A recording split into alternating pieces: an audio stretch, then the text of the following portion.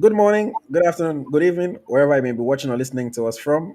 This is the Niger FC podcast, where we bring you our raw, unfiltered, honest opinions on all the latest topics in Nigerian football. Another Tuesday, another podcast. My name is Ayeti, and as always, I'm here with my reliable co-host.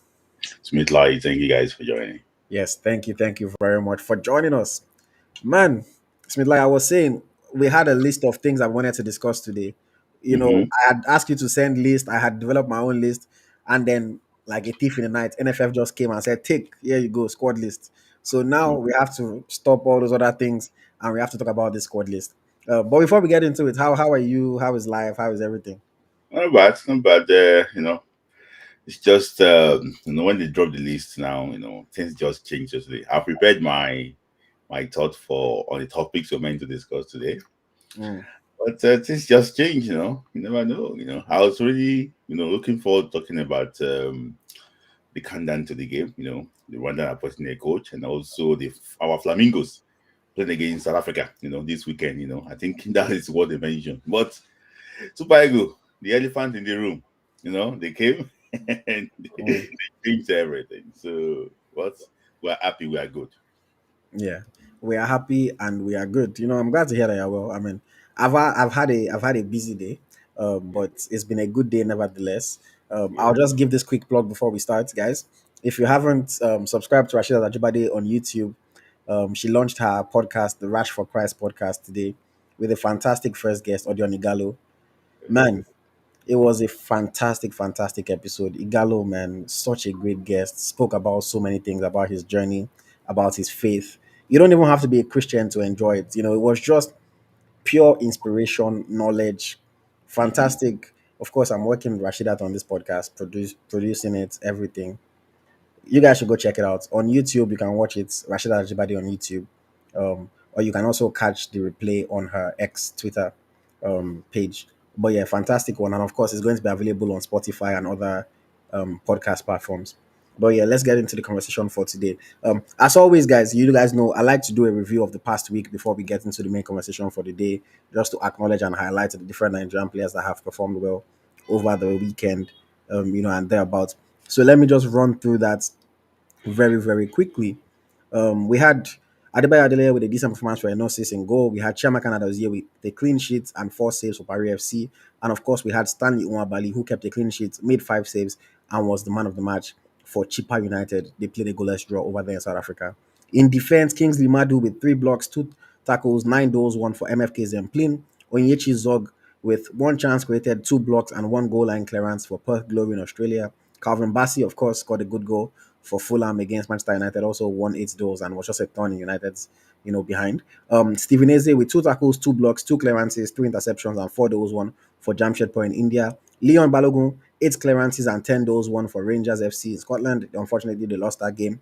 Joseph Olowu kept a clean sheet while making 2 tackles, 2 clearances, and winning 6 goals for Doncaster Rovers.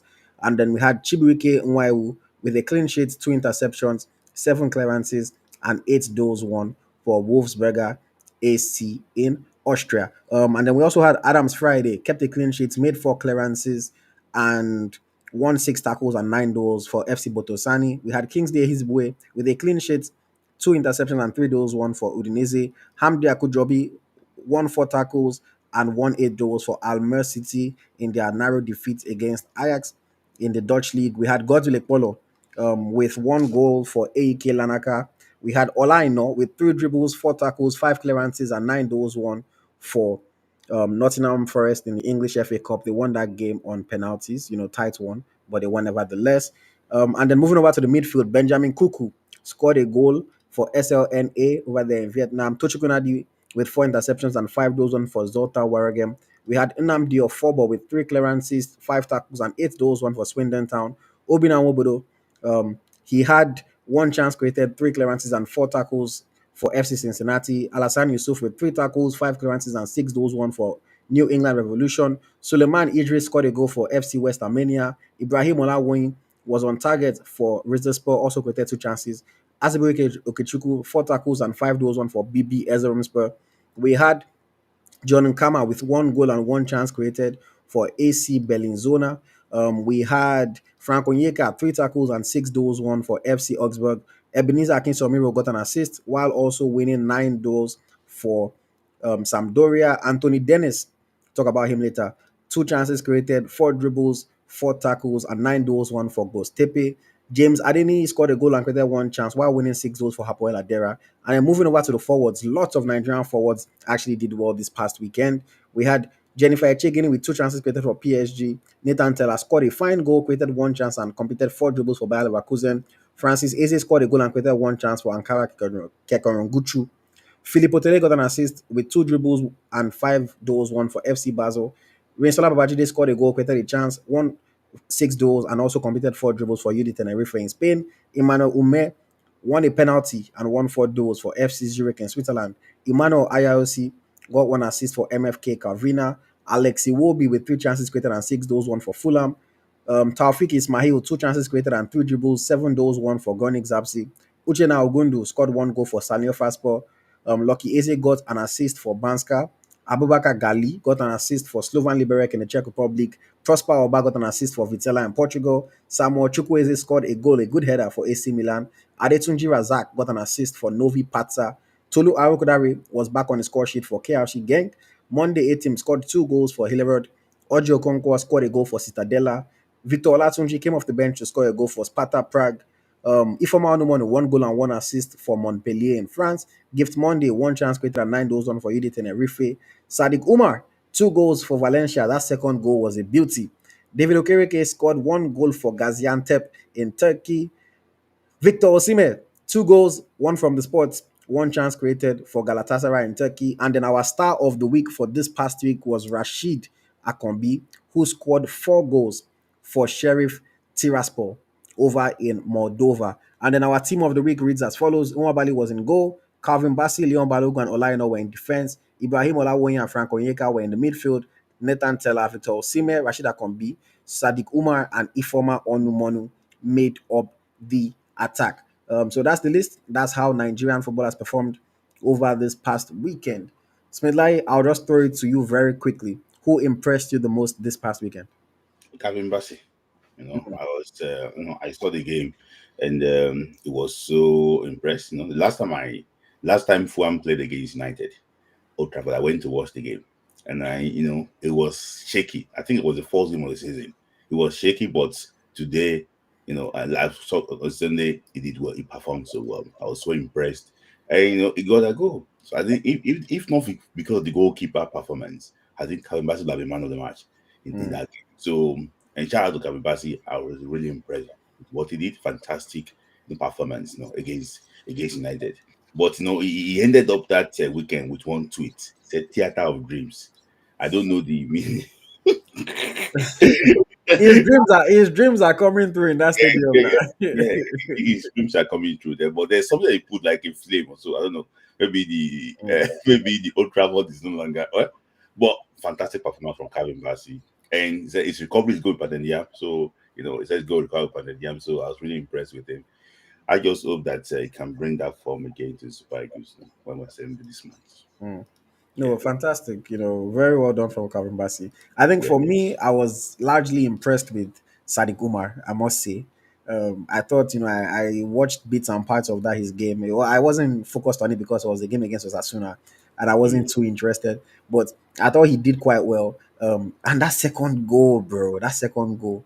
If that goal was scored by Messi or Ronaldo or Sime or Lukman, we'll be talking about that goal non-stop for a long time.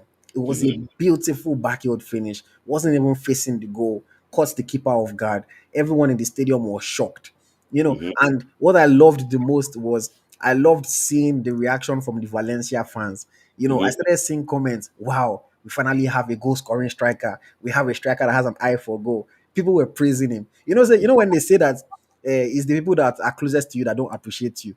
That's what's mhm, happening with Sadiq Umar. The people in Spain are appreciating him, but people were already insulting him again today when his name was on the list. But we'll get into that list in a bit. I was just very impressed with it. If you haven't seen the goal, that's another reason why you need to subscribe to Eagle Striker on Instagram because we post all these goals on our story almost immediately after they happen, but it's exclusive to subscribers of the page. And subscription on Instagram costs you less than a cup of coffee. So it's a little way that you can support and you can enjoy exclusive content and of course these highlights and other and other things. But yes, shout out to everyone who performed well this past weekend, and we hope that there are more quality performances to come in the future. Okay, that's that for review of the week. Let us take one more thing that is going to segue us into the conversation about the Super Eagles squad. So, Nigeria legend, Super Eagles legend, Victor Ekpeba made some comments recently on a podcast. Forgive me, I don't remember the name of the podcast, but I know like I saw it on our good friend OJB's Instagram page. I think it was a Bet Niger podcast. But essentially, he said that he thinks that quality wise and talent in this current crop of Nigerian players, current crop of Super Eagles players, does not compare to the quality that was in his time, in his era. He also did say that he doesn't think that some of the guys in this era can play in his own era. Smilai, when you saw those comments, when you watched that video, what did you think? And do you disagree or agree with Victor Ekpeba? Mhm. When he says some of these guys, I actually would agree with it. One thing that you cannot take away from generations of the 80s, late 80s, and the early 90s is that we had more talented players back then than now. I know football is evolving. I know that football is more about team sport, tactics, try and like, structure the way you organize your team and low block and everything. Then players can express themselves. They can go past opponent. Football was, you can't be watching football there and be sleeping. But nowadays, when I just watch football, I was watching Arsenal game. I was sleeping because there was Arsenal no that just won 7-1. no, not this one. I'm talking about the one against Nottingham Forest. I was just there was nothing in it, and it was just nothing. I was just waiting for them to bring that winning you. Mm. There was nothing in that game. So for me, it was right. And secondly, too, if you look at issue of mentality, for me, I just think that the guys then they had like this more winning mentality compared to the guys who actually what have now. With due respect to them, when you play for a team that you are not expected to win, when you have the how will you have the winning mentality? Back then, we had players playing for, we know when we want to watch Champions League. Then we were watching Juventus, Olise play, Which watching it. which so for context, which years are we talking about? We're talking about the 90s. Mm. 90s. You watch, Inter Milan, you watch Ajax, you watch Champions League, you watch teams that were playing, Nigerians competing for the league, league titles. But this time around, it's just so different. For me, I tend to actually lean towards Victor Peba's opinion about that. I just think that there's more talented players then than now, and most of the players now they're just fortunate. I don't want to mention some names.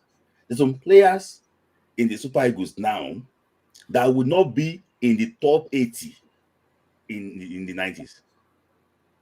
Some players can play in this era and they can play in the last era. But there's some players now that are fortunate to be in this generation.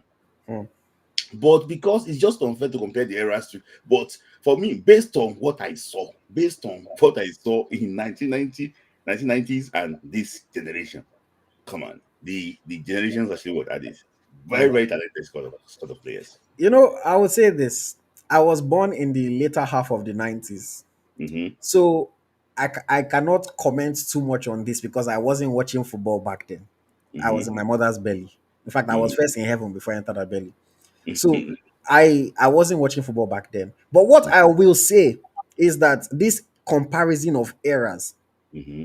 we see it in every sport. Mm-hmm. In basketball, they will tell you that, oh, hey, in the days of Michael Jordan, Magic Johnson, he was better than these days with LeBron and Steph Curry and all these people. Mm-hmm. In the NFL, they say the same thing. In any sports, they always tell you that, oh, back in the day of Mike Tyson, everything is better than the boxing of today. So it's so hard, nearly impossible to compare eras.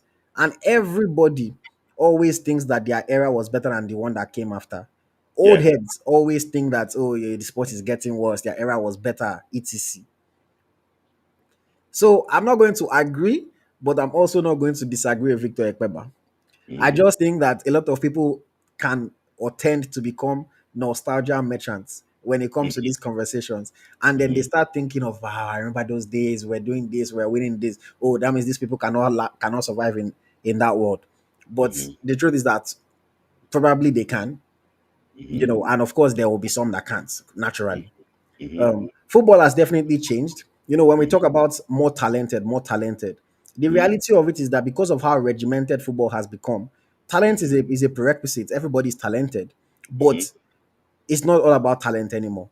Mhm. If somebody that is able to read the game better, able to play fundamentals better, you can have a longer career than somebody that has way more talent than you, Mhm. because talent is only a subsection of what's necessary now. It's Mhm. like when we talk about somebody like even a JJ Okocha sometimes, Mhm. it's hard to see a player like that thrive in today's world because of the way football has changed. Like, why are you Yeah. using 20 seconds on the ball? Like, Nick, hey, I almost said the N word. But like, bro, like, pass the ball. Why are you wasting time on the ball? Things like that. We see a player like Haaland that doesn't have that many natural skills, Mhm. but he knows where to be. He knows how to Mhm. read the game. He has his strength, and he Mhm. can find the back of the net. And he's one of the Mhm. best players in the world. So Mhm. when they compare talent, I say okay, fine. But for me, I think it's an evolution of the game. If many of these players were born back in the day, then they would have been playing the way you were playing then. Mhm. But they wouldn't. Mhm. It's the Yeah. same way if Ikpeba was born in the year 2000, Mhm. he'll probably be playing different from how he was playing when he was born. Mhm. It's just because of the time. You cannot choose when you're born. So Mhm. for me, I think people tend to be nostalgia merchants a lot. And Mhm. the old heads always believe that their era was better than the new era. Whatever sport it is, the old heads always say that. Mhm. But football is still a beautiful game. As the game is evolving, we're continuing to enjoy it. Me, I cannot agree, but I also cannot disagree because I'm young and I did not watch football back in the 90s. I Yeah. started watching football in the 2000s when I became old enough to know what was going on. I've gone Yeah. back and I've watched some old games, but Mhm. it's not the same like when you're watching it live. And how many old games am I watching? It's different from now that I watch 10 matches every week type of thing. It's very different. But Mhm. I'll allow Victor Ekweba. He's a legend. I'll allow him to hold his opinion. Yeah, you wanted Yeah. something? I think I think part of what he was trying to also say basically is that the way our current generation of players, in the Super Eagles play for Nigeria. That's another thing I want to say that if they can be playing this way for Nigeria, they cannot get into their era, squad because and you have to apart from talent, Well, not talk about commitment too. Well, see, Smith, like the thing is, like I understand when people say that, but let's also realize that things were different back then. Like Yeah, Ipeba is talking now. If Ipeba was making 200K a week, we don't know how committed he would have been. We don't know how hard he would have killed himself. Like, let's just be realistic with ourselves. yeah. It's So different. yeah, Well, yeah, see, you can be the most hardworking man in the world. Once you make $2 million, you're like, why am I killing myself every day? Why am I stressing? Why am I waking up? Why am I eating all this food that I don't like? Why am I going to the gym 5 times a week? Like, we don't know. So it's easy for them to look at it now and say, oh, well, we're more committed, we were hardworking, we're this, we're that. Times have changed. Times have changed. So for me, I look at it and say, well, if that's how you feel because that's your era, I can't fault you for it. Always back yourself. But when I look at things like commitment, it's different, man. It's different when you are playing and you're fighting for your career every day versus a lot of these guys. Like, the truth is, like, they can easily, I mean, I hope they don't say it, but like they can say to hell with Super Eagles, how much is Super Eagles paying me? How much am I making from Super Eagles? How is Super Eagles helping me? Somebody like Osimhen now, for example, he has that natural inbuilt passion. But if mhm, Osimhen does not play another day for Nigeria in his life, he's fine. mhm, He's fine. Like, mhm, nothing yeah, other than maybe his personal goal of maybe playing at the World Cup and things like that. But he's fine. He'll make his money from his club career. He'll take care of his family till he dies. He'll leave mhm, money for his children. So for me, times are different. Honestly, yeah, times are yeah. different. Sometimes too. I know that it's hard to compare the generations then back there now. You're rightly just said that. For example, now one of the Nigerian players was making 45K a week. Then he was one of the very good earners, like one of the highest earners then back then. So it was a big boy. But when is it 45K a week now? How much is it? So but if you want to compare again to some other countries, the way they play for their country, it's not only about Nigeria. Some people now, how much does Gabon, for example, pay their? I know that some of them are not big players. So how much they pay their Most of players? them are not big players. Most of them, Gabon is what is keeping them on the map. Okay. So for example, now Brazil, Argentina. But When I'm again, so okay, no, I get what you're trying to say, but again, that's where Nigeria lacks. Because in Nigeria, the truth is that we don't have that national pride. We don't, you know, we don't. As much as we say we love football in Nigeria, we are big supporters of football. We don't compare to some of these countries that are calling mm-hmm, football in Nigeria. Like a lot of Nigerian football fans, like we know this, they would rather watch Chelsea, Arsenal than watch Super Eagles. They would rather, like, even you see Nigerians saying that, why is the AFCON in the middle of the year? We have to watch our club, so it's distracting us. So that's why we don't pay attention. I only mm-hmm, watch it when it comes to the final or the semi-final. Things like that. So that mm-hmm, national pride, that love for the national team is not there like that. In Brazil, mm-hmm, if you play for Brazil, you are a superstar in the country. mm-hmm, It's not some girl that went to go and buy Lambo that is going to be hogging the headlines. mm-hmm. You are the superstar. You are the one that everybody new, is new, looking. new Lambo and the mileage is already 45,000. It's like it's different. The way they revere these people in their countries is different. Look at, I know that Diego Maradona was one of the greatest ever. Some Mm-hmm, people think he's the greatest ever. mm-hmm. But look at who is Nigeria's greatest ever. For me, I think it was Swahili. Okay, so how many people honor Yakini today? Mm-hmm. Yeah, yeah. You can walk the streets of Nigeria and Mm-hmm, ask people. Some people don't know who Yakini is. mm-hmm, Like they've never heard that name before. And mm-hmm, some of them watch football. Oh. They watch Arsenal, they watch Chelsea, they watch Man U, but they've mm-hmm, never heard that name before. mm-hmm. We don't build our football up like that. We don't honor our legends like that. We don't remember them. How many statues are there? Statues of Yekini in Nigeria, Maybe in Ibadan, Ilorin. in his hometown, Mm-hmm, when he should be in front of the NFF office itself mm-hmm, or in the national stadium? mm-hmm, Things like that. So it's like the level of adoration, the level of pride around it is so different. So again, it's easy for me. I look at it that if I were there, of course I'll be fully committed. Of course, I want everybody to be fully committed. Of mm-hmm, course. But I look at it that compared to back then versus now, things were very different. People cared more back then than they care now. Money was less then than it is now. So there's many different factors. A player will look at it that I'm collecting this amount of money in my club. I'm collecting every week match bonus. I'm collecting goal bonus. I'm collecting everything. If I come mm-hmm, and injure now with the national team, I miss 3 months. They already calculated in their head. All my match bonus I'm not going to collect. All my goal bonus I'm not going to collect. Maybe they're going to miss out on like 100K because that they cannot play for 3 months. But mm-hmm, no, but Nigeria, nobody's even going to care about them. You also can't treat yourself. Things like that. That's why they might not want to look at the time of Manuel Dennis when he rather stayed with his club than go and play for Nigeria because probably looked at it that I'm trying to establish myself. The same thing happened in Ghana. Was the Abdul Fattah, the Exactly. Leicester City guy, that said he'd Yeah. rather stay and secure his place in his squad than go and play for his national team because he's looking at his future and he's thinking like, if I play for my national team, well, okay, maybe some people in my country will be happy, but how does that help me in the long run? Whereas then the positives, the benefits of playing for your national team were much, much higher then for these players. But Mm-hmm, for a player, I mean, if it's an MPFL player that comes into the national team now, for them, they have to be committed because it's an opportunity for them. It is a huge deal for them. But again, like someone like Victor Osimhen, someone like Ademola Lookman, if not for personal national pride, Osimhen doesn't need the Super Eagles. mm-hmm, Like it doesn't. Lookman doesn't need the Super Eagles. The name that people will be thinking of, Victor Boniface. The reality of it is that he doesn't need the Super Eagles.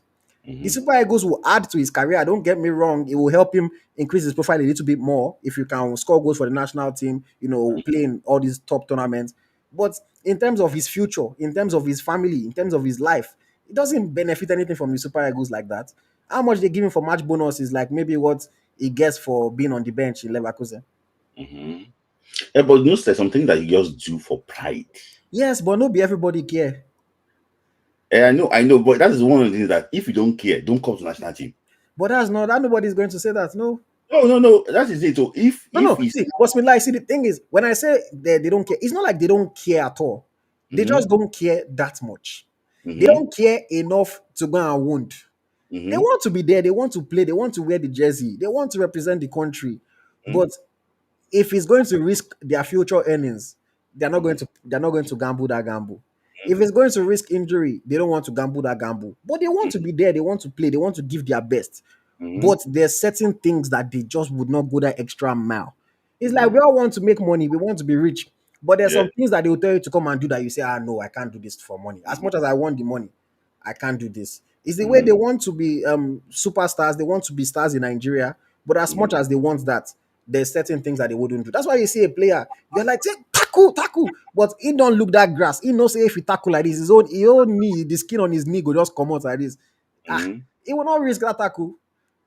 He will not risk that. And then us that are watching will be saying, hey, why is he not playing hard? He's not this thing. Him is thinking about his future. Maybe he don't get two knee injuries before. He knows if I collect another knee injury now, then go just abandon me for 4 months. Well, for me, I understand that point very well. But what I just said basically is this: if you cannot come and give your best, but because let me tell you something, giving best is relative. Some people will working on the pitch and say, "I cannot win." Why you are working on the pitch? You say with a big belly, go and stay in your club. What would be working on the pitch with a big belly? Stay in your club. Don't come. Hmm. We come into national team to sell clothes. Stay in your club. Don't come. Now, I, so like now one player away, they take all this, they fire all these shots, go one player aside. I'm just saying it. This national team, let me tell you something. I fell in love with football because of the Super Eagles of Nigeria. And sometimes when I see the whole team, don't they go down like this. Like I don't want to do the D word there. Everybody just stroll into camp, do whatever they like. That's Hmm. why sometimes, if na home base, they play with their passion and everything, let them just be home base. Hmm. And let us go and be struggling to qualify for AFCON. I mean, because if it's home base now, we go struggle to qualify for AFCON. Or players in Lithuania, Hmm. Egypt, if they can give 100%, that is it. Because Hmm. sometimes I look at all these national teams too. I see the way the Senegalese play for their country. I see the way the Malians play for their country. Hmm. I see all those things too. So if any player is not ready, it should not come. A Super Eagle captain went to the press conference to say that because we are Nigeria, we should not be winning any games. No, I just think, say, when did they born him? Where did they? Because at the end of the day, these guys don't even know the history. We are Nigeria. But I understand the point you are trying to make about when a country loves you, you love the country back. But the issue is this. That's why I said it. Well, we'll go to the list. We'll talk about it more. Okay, let me just quickly take comments. So Monaco Matt says, Ayo, please, none of these present Super Eagles can enter that 94 squad. Okay. Real K says, even though Sime cannot bench Yekini, neither could Boniface bench Akubore. Okay. Logistics Jeff says, if this generation does not make it to the World Cup next year, then I'll have to agree with Ikpeba. Until then, it is too early to compare. Odubayo Mobolaji says the 94 set needs to calm down. They're actually saying the right things, but they say it at the wrong time. And at Mhm. times, it makes it look as if they are attacking the current generation. Yeah. Okay. The same logistics Jeff from before says there is a world where we qualify for the World Cup next year and make the final. Then what are we going to be comparing if that happens? Logistics Jeff, I think you are living in the multiverse. I'm sorry. There is no world where we get to the World Cup final. As patriotic as I am, as much as I love the Super Eagles, I cannot, if there's that world, I cannot see that world where we will get to the final of the World Cup, not in the current state of Nigerian football. I don't see it happening. I don't see it happening. Um, okay, let me see. What will you do when that if it happens? I'll give 1 million giveaway. Okay, guys, you got it. No, no, I promise. See, if the Super Eagles get to the final What of the $1 million? FIFA Men's World Cup, no be on a 17 World Cup, but no be on a 20 World Cup. Is it The dollars or euros? $1 million. Wow. If the Super Eagles get to the final of the FIFA Men's World Cup in 2026, in Mm-hmm. fact, I would do 2 million naira giveaway. Guys, record it. See, that doesn't forget. I'm not. I don't want them to forget. In fact, 2.5 million giveaway naira. Ah, that is it. So okay, naira, you put naira there. It's naira now. Maybe not. Maybe person don't say I don't call currency. Yeah, okay. Okay, but Bright is saying all these old players should leave our players, and most of them now bad belly. They worry them. Football is way more competitive than it was in the 90s. Okay, Humble Henry says they don't care. That is the reason why they don't play with passion 100%. Logistics Jeff says national duty should not be an avenue to make money. That's why your club pays you. Once again, Nobody said they're coming to the national team to make money, because how much does the national team give them? They still owe them lots. So it's not about making money. I'm just talking about the general benefits that you get for playing for your national team versus the potential risk. It's not, nobody's coming to the national team to make money. In fact, the people that are coming to the national team to make money are the MPFL players, not Mhm. the senior players that are already playing in Europe. Okay. Mhm. Iyari Made says, IoT, my guy, few years ago, a lot of these players you mentioned could not do with the Super Eagles. Someone like Trist Ekong would not have the career he had without Super Eagles. I dare say Osimhen too. Once again, I like this comment because I agree with it for the most part. They need the national team. Don't get me wrong. But in this life, I've learned it, and I've learned it the hard way. When somebody needs you, they are the ones that will be calling you every day. They are the Mhm. ones that will be disturbing you. They will do everything. Mhm. After they get what they want, if they answer your call again, you thank God. That's the reality. I'll give you a personal story. There's a Nigerian footballer. I'm not going to name names. People might, if you're smart enough, you might know who I'm talking about. But this guy used to disturb me to promote him on Eagles Tracker, Mhm. to post him. He asked me to do PR for him, to just publicize him. He wants to get into the national team. I should publicize him. I told him this is my fee for any promotion that I'm doing. He begged me to reduce that price. He begged me that he can only pay like 40% of my fee. I agreed. I said, you know what, fine, I'll do it for you. This guy got one national team call up. One national team call up. Never answered my messages again. Mhm. I'm telling you. Till today, we don't talk anymore. Did you play for the year? He played. He got called up to the national team.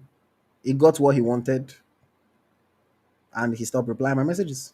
I know the player. So Continue. I'm telling you, like, see, when somebody wants something from you, Mhm. when you're starting your career, you want to play for the national team so that you can boost your profile, your transfer fee can go up. Once you get that, what else is there now? That's why certain players will say, "Oh, I need to go and visit my family. I need to." Those players that want to visit their family when they were younger, you think they will tell their family to wait, say that they have match to go and play. So it's just the reality of people. Even with like stuff that we do for charity with my platform, with like players that I work with, we help. Like recently, we helped pay school fees for like 40 people. Mhm. After paying the school fees, to get some of them to say thank you, they're not replying Eh? messages again. Somebody paid your school fees. When it was time to pay your school fees, you were disturbing him. Now they've paid the school fees. Some of them not even they reply message again. Mhm. So it's life, man. When people want something from you, they are there. When they get what they want, they move on. Somebody said no, not just 2,000 Canadian dollars where we want. We don't want. Pele or richest man. As you they talk all this your talk, be member for our page. You never give us super chats before. You never give us $100 now. Let's know that your 2,000 is too small for you.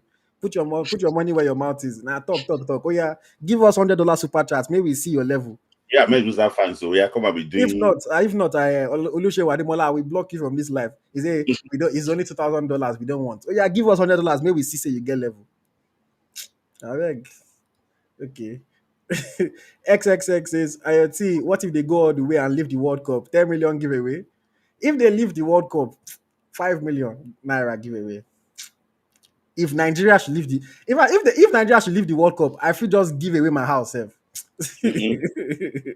The joy that see if Nigeria somehow win the World Cup, the joy will go enter my body that day. There's nothing I will not give away. Oh god. Okay. Let me see.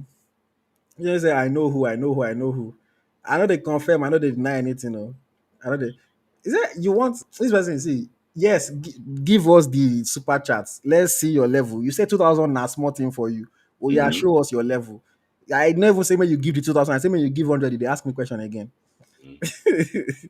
Okay, but yeah, let's move on. Okay, so yeah, that's that on the Peppers comments. That's that on the current state of the national team and players in the national team. Let us get to the cocoa of the hour, the main gist, the main reason why we are here today. The 39-man list, long list, is going to be trimmed down. It's been like, is it going to be trimmed down to 23 or 25? I'm not sure. Five. 25. Okay. So yeah, I'll put the list on the screen very quickly. We have goalkeepers Maduka Okoye, Amasa Basoge, Stanley Wabali, Adele Adebayo, Kayode Bankole. Defenders William Trust Ekong, Bright Osai Samuel, Bruno Oyemechi, Gabriel Oshaw, Calvin Bassi, Olaino, Zedu Sanusi, Igor Ogu, Jordan Torunariga, and Ifan Yoyebuchi. Midfielders Wilfred Ndidi, Rafael Onyedika, Alassane Yusuf, Isadele Bashiru, Frank Onyeka, Alex Iwobi, Joe Aribo, Anthony Dennis, Chrysanthus Uche, and Papa Daniel. Forwards Samuel Chukwueze, Victor Osime, Ademola Lukman, Kelechi Iheanacho, Victor Boniface, Moses Simon, Sadiq Umar, Nathan Tella, Cyril Dessers, Tolaru Kodare, Chidera Ejuke, Paul Onwachu, Ahmed Musa, and Akko Adams. Of course, the team is going to be coached by none other than the waterman, Eric Seku Shell. So I don't even know how we're going to start this conversation. Lots of, I would say, well, a number of surprises. Some players included that everybody is like, whoa, how can? From where? And of course, there's also some players that have been omitted. Have been omitted. Um, let's talk about the omissions first before we get into the inclusions. Bismillah. Oh no, actually, let's do it the reverse. Let's talk about the inclusions before we get to the omissions. So some names that caught people off guard.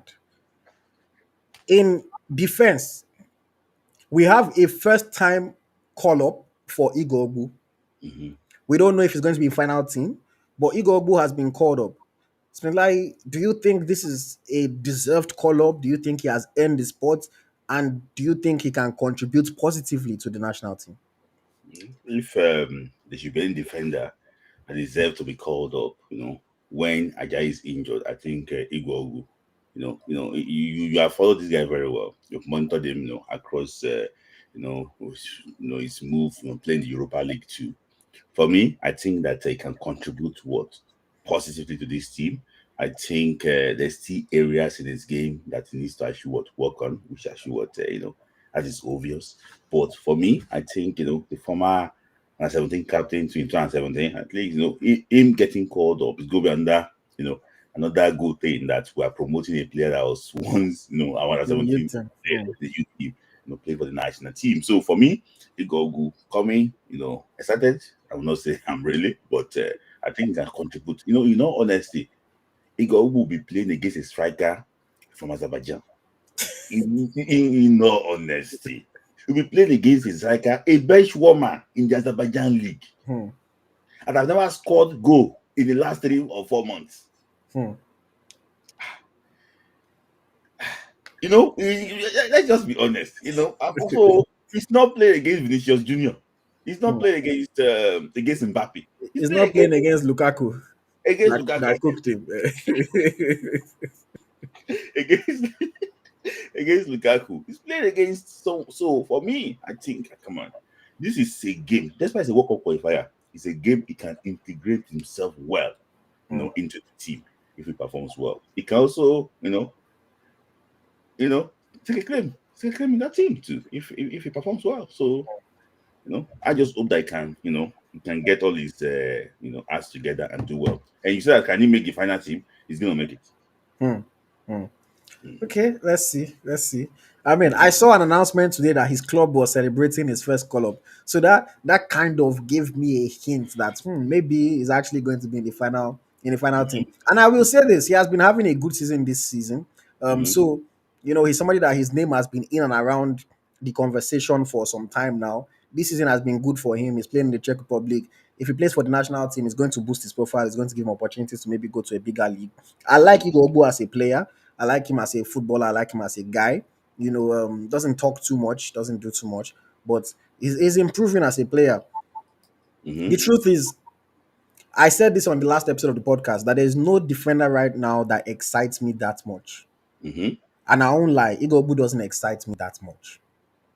But I Mhm. think he is a player that, with the right coach, with the right Mhm. discipline, he can at least be a steady Eddie player. He's not Mhm. necessarily a player that I think is going to perform to some exceptional level, but I Mhm. think he's a player that can do without making mistakes. He's not going. I don't think he's going to be making silly mistakes. I don't think he's going to be costing the team. I think he's just going to be a steady Eddie player. Depending on who you partner him with, maybe he can learn from that person and he can improve. He's not. I don't even if he makes the final squad, I don't see him starting. That's the Mhm. reality. But let's see how it goes. Let's see how it goes. Mhm. Another inclusion here. You had Mm-hmm. spoken about him previously, and you said you were a little bit scared about him. Is Ifeanyi Oyebuchi Mm-hmm. included in this team? Of course, MPFL player. How do you feel about his inclusion, and do you think that there's any chance of him being in the final squad? I've been watching Ifeanyi Onyebuchi since his days with Plate United. If you know him very well, play Mm, for Plate 2, it was scoring goals for Plate United. That's what they call him, this goal scoring defender. He's a guy that I've been working with the current coach of the national of the Chan Eagles, Ileshuku, since his days in Plate 2 United. So a player, a tough tackler, his main attribute is that his physicality. He's very strong for the ball. But my own observation about him too is that sometimes he might not be the most skillful of defenders. So and rash tackles can also be on the card. For mm, me, he's a guy that is very strong and playing in an African game like this. He might not be able to make. I don't think he's going to make the final team, mm. but I think they might call him just to train. They're gonna be like, his own base player now. He can just travel from Enugu to Uyo now. not to okay. They're carrying PJ from they might not carry him with PJ. They just say just take bus, come They'll send him 10K for transport. come, come, say you should come to Uyo and come and train. So I don't think I see him making. I think Igor will actually will make the team. So Mm, so for me, it's a guy that I really like, but it's just that when I saw all those two-footed challenges, in this game against Remo Stars, I was like, you find Yewuchi, you have to calm down slightly. mm, That's it. Strong player. mm. Okay. I mean, I don't like to pour sand in NPFL players, Gary. So I'll just wish him all the best. I also don't think that he's going to make it into the final team. Unless they decide they want to call 10 defenders or something crazy like that. But Yeah. I don't see how he's going to get in ahead of the other names that are here. And even Mhm. some of these other names, one or two might still miss out as well. So it's going to be tough for him. Let's also move forward. Let's go to the midfield. Inclusion in the midfield that's, maybe surprising, maybe not. Crisanto Suchi. Of Mhm. course, we've heard the stories, we've heard the news for a while now that he was going to be part of this team. Called Mhm. up into the midfield, I've been very vocal about the fact that I don't think calling him up in the midfield is justified because he has been playing as a forward, but Mhm. he's here. So now that he's here, Mhm. I'll ask you, do you think he deserves it? And do you think he can make it into the final cut? It depends on how you see it. Depends on what the coach actually what really wants. For me, when you look at him, I think based on my own observation, his main attribute is not like just being a striker. He's a guy that can do the job anywhere. From that defensive midfield part up front. I've seen Uche Crisantos marking somebody in the left back position before. I've seen him trying to slide tackle in front of his box, before. I've also seen him trying to score goals for Getafe before. For me, I think that 4-4-2 Getafe is playing is very deceptive. I think Uche Crisatos is not really a forward player. I think it's just like a dummy striker. They just put him there to make sure that they confuse opponents, with that formation. For me, I don't see him as a striker. I see him like more of like a box to box player, just like a destroyer. Like I see him that way. So when you say deserved, for me, look at the names we have currently now. I don't think it's going to be unfair for him not to make the professional list. If you go to call 39 players of Nigeria and you are not, no, no, no, no, no, and you are still you are calling Papa Daniels, And for me, I think because for me, if you say that he played semi-pro, I think Papa Daniels in Tornadoes is it's not also pro. so for me, I think if you go 39 players, Uche should be there. Uche should be there. No, And I I mean, see it's going to meant for that court I'll agree with you. I think if you draft a 39-man list, at least. Yeah. yeah, on current form, current performances, look at the Mm-hmm. Nigerian players abroad. I mean, he's playing in Spain for crying out loud. He's playing in the top Mm-hmm. five league. He's playing Mm-hmm. well. He's not just playing. He's playing well. He's Mm-hmm. impressive. Mm-hmm. Yes, yes, of course, he makes a 39-man list. I'm not going to knock him. I know I've said in the past that I don't think he should get caught up into the midfield, But Mhm. again, in this provisional list, Mhm. I'm trying to think of maybe which midfielder I can even think of and say, oh no, that person deserves it more than him. It's Mhm. hard for me to say. You know, Yeah. even the ones that are on form. If you want to talk about maybe somebody like a Olawoyin, he's on form, but he plays Mhm. in Turkey. This guy Mhm. plays in Spain. You Yeah. know, who else can you want to talk about? You know, it's hard for me to say. You know, so I would definitely include him in a 39-man list. It's going to Mhm. be interesting to see when it gets trimmed down. Mhm. Like I know I told you to prepare. I hope you prepared your 25-man list because I said we'll talk about who we think we should be Mhm. on the final 25. You know, but I think for 39 players, yes, Cristiano Suche deserves to be there. Mhm. And even if he doesn't make the final cut, this is Mhm. just going to be a signal to him that, see, guy, you are doing well. Keep doing what you are doing. We are watching. We are paying attention. And Mhm. even if you don't make the final team, your chance will come eventually. Knock on wood that nobody gets injured before the final squad is announced. But I'm happy for him. I like him. I've spoken to him a couple times. Very Mhm. humble guy, calm guy. Just trying to make a name for himself in this world of football. Still starting. So even Mhm. if he doesn't play for Nigeria now, with the way things are going, you feel like he's going to play for Nigeria eventually. Yeah. Okay. Papa Daniel, you referenced him when you were talking about Crisanto Tucci. Mhm. What do you think about him? Should he be in? Do you think he's among the best 39 that we have? I just think that he's filling the slots of the home based players. Mm. To be honest with him, because people have been rating him, and when the Twitter warriors are so talking about, oh, Daniel, he showed his free kick that he scored. Again, a very poor goalkeeper. That goalkeeper should not be a goalkeeper. Sometimes when you see all these MPFL players scoring free kicks, who can score free kick in Nigeria? Who can? I was like, come on. I saw the one that Rabiu had just scored. In fact, the keeper even helped the ball to the net. Sometimes. So in my own opinion, I think it's just coming here to the home based lot. Like Guso said that you cannot say that you don't see any good player out of these boys. So I think Daniel is coming to fill the home based slots. And they have three slots now, so they already filled that three slot. I don't think it's one of the best we have. For me, I think there's some players you can still see, and they're still, can still before the what's it called the boy in RC Lance, he's playing like though it might not be a regular player, but he's playing a slightly higher level, than Papa Daniels. So in my own opinion, I just think that it's good to encourage home based players. Will Mm. he make the final squad? I'm not really sure. He's gonna make it since Onyedika is back, to fitness and playing against the Aston Villa this evening. I don't see Papa Daniels making the final cut. Mm. So for me, good player, but he's not been tested. Hmm, okay, interesting. I'm not going to comment so much on him. I don't watch him that often. I think I watched him maybe twice. Mhm. I know that you said Twitter Warriors. I know that the MPFL Warriors, they fight for him. They Yeah. hype him up. It's the same way they did it for Sadiq Ismail. They do it for players here and there. So Oyèmẹsì I'm here for Benjamin Tanimu. So I'm not too surprised. If he can get into the team, maybe he can make a move somewhere. Mhm. But congratulations to him for being on provisional list. Let's see what happens in the final squad. Okay, let us move over to the attack. Mhm. There is one name that jumps in your face once you see the list of attacking players. Mhm. There is one name that jumps in your face. Mhm. That name is the name of our legendary captain, most capped player for the Super Eagles of Nigeria, Mhm.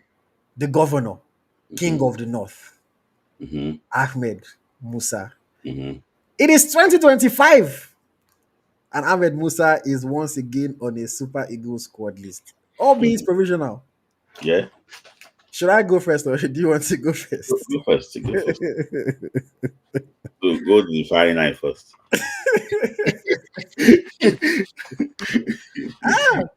I respect my elders, man. I was brought up well.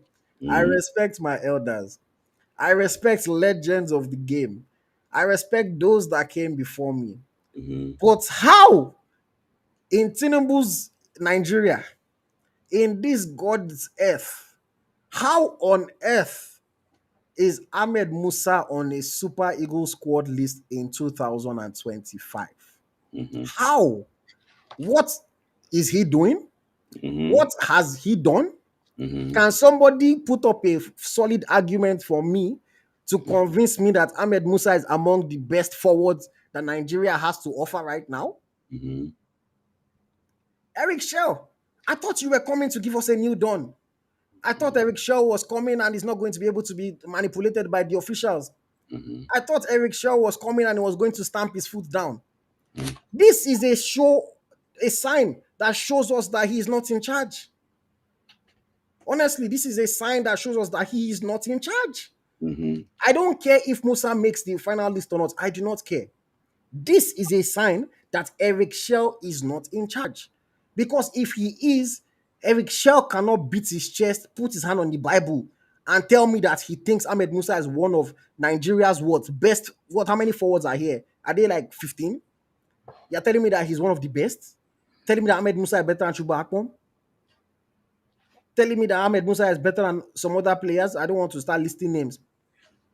I don't understand how.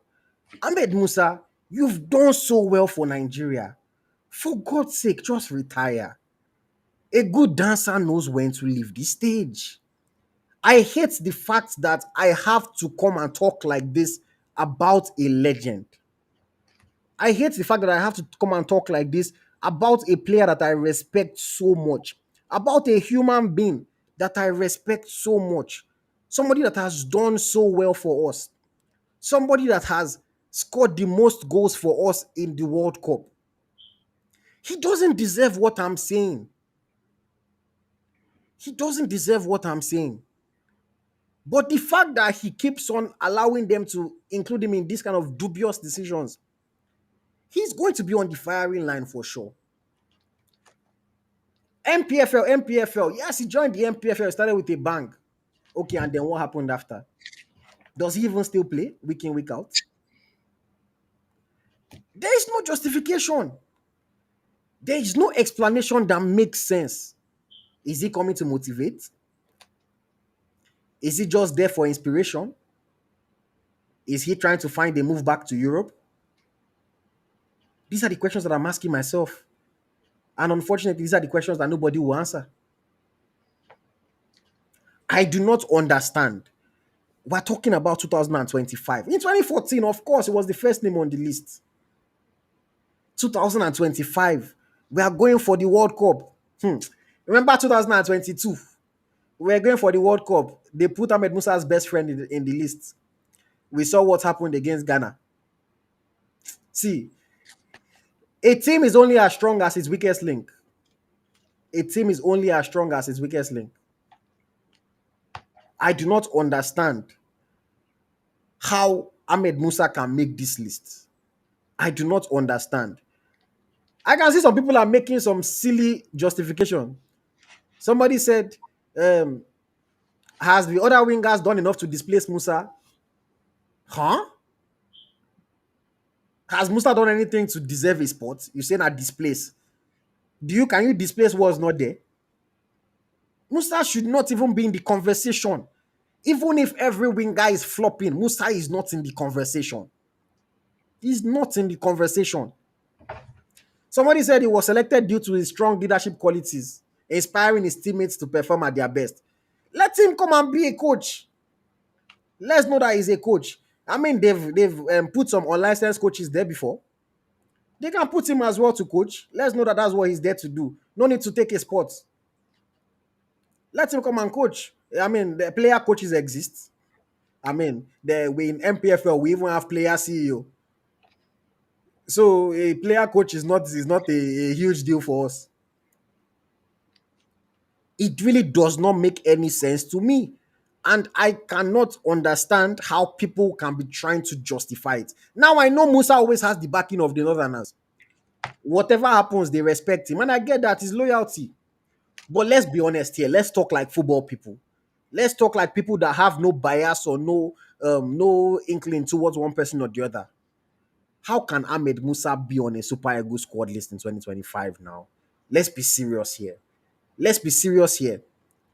If we start talking about players that are not on this list, you're telling me that Musa offers more right now than Chuba Akpom, than Taiwo freaking Awoniyi? Okay, you want to tell me that Awoni has not been playing? Oh yeah, Musa should go and play for Forest now. Let's see. For crying out loud, the man is playing in the MPFL and is barely playing these days. Let's be serious. Yes, Smith, like, go on. Go ahead. Ahmed Musa is probably one of Nigeria's best player ever. I have to put him in that bracket because, though despite that, his caps are 2 minutes and 3 minutes, but at least he's he's got the highest cap in the history of Nigerian football. For me, I have to say it in 2 ways. I know that Musa, in terms of contributing to the team, playing, Musa is not there. But what they are thinking basically is that Musa can be encouraging on the sidelines. But for me, I think you can do that one without being on the provisional list. I remember the last World Cup, like you said, when we brought in Musa to come and play against Ghana. In fact, the pace that when he gets, Musa doesn't have the pace again. Hmm. So for me, I just think that he should know when to let go. See, it's not all battles you fight. See, there's a way that he doesn't. Oh, I think my time is actually what's up here. For me, I think the title of being Super Eagles captain is the one that is not ready to relinquish. He still wants to be called Super Eagles captain, captain, captain. Come on. There was a time that they called Kizimikechi the captain, retired. The chairman, Christian Chiku, retired. Joseph Yobo, Skipo, retired. AJ Kocha, Skipo, he retired. Ahmed Musa, we love you so much. Fantastic personality, the man with the good heart. But for me, I think it's time to go. He should come and be creating content with us. Go ahead. It's time to go. So at the end of the day, it's the people that are selecting him too that I have to blame. In my opinion, I will not agree that Eric Sekuchile is not in control based on some personal information I actually what have. Is in control. So he's the one that decided he wants Musa. I think Eric Sekuchile is on the 31 man list. Now they extend them. Yeah, I think Eric Sekuchile on the 31 man list. 31 man list. So when you are seeing some names here, yeah, I don't just want to call names. 31 man list. And I think there Because is it's like true. We were the number that we've been hearing since was 31. 1 man list. But now they gave us 39. Yeah, yeah. Hmm. So for me, I think it's on the 31 man list. Some just all this drag this thing just to 39. Even when it was 40. One person I know rejected. Yes. So we know. We know. So all those people are the list. So I write my Who name. rejected us? Be like, Eh? who No, I rejected? don't want to go into that because it's like a personal, personal Hmm. this thing, Okay. personal. So that because the person is not into all these things. He likes his integrity. Hmm. He likes his integrity. He cannot, you know, how can somebody that doesn't even get the game time in the championship says he's on the list? So for me, I think he's in control. Yeah, Musa will not make it 23, but Musa will be on the PJ to Kigali. And said they should give him Layad. This Layad, the one they put on the neck, so as an official.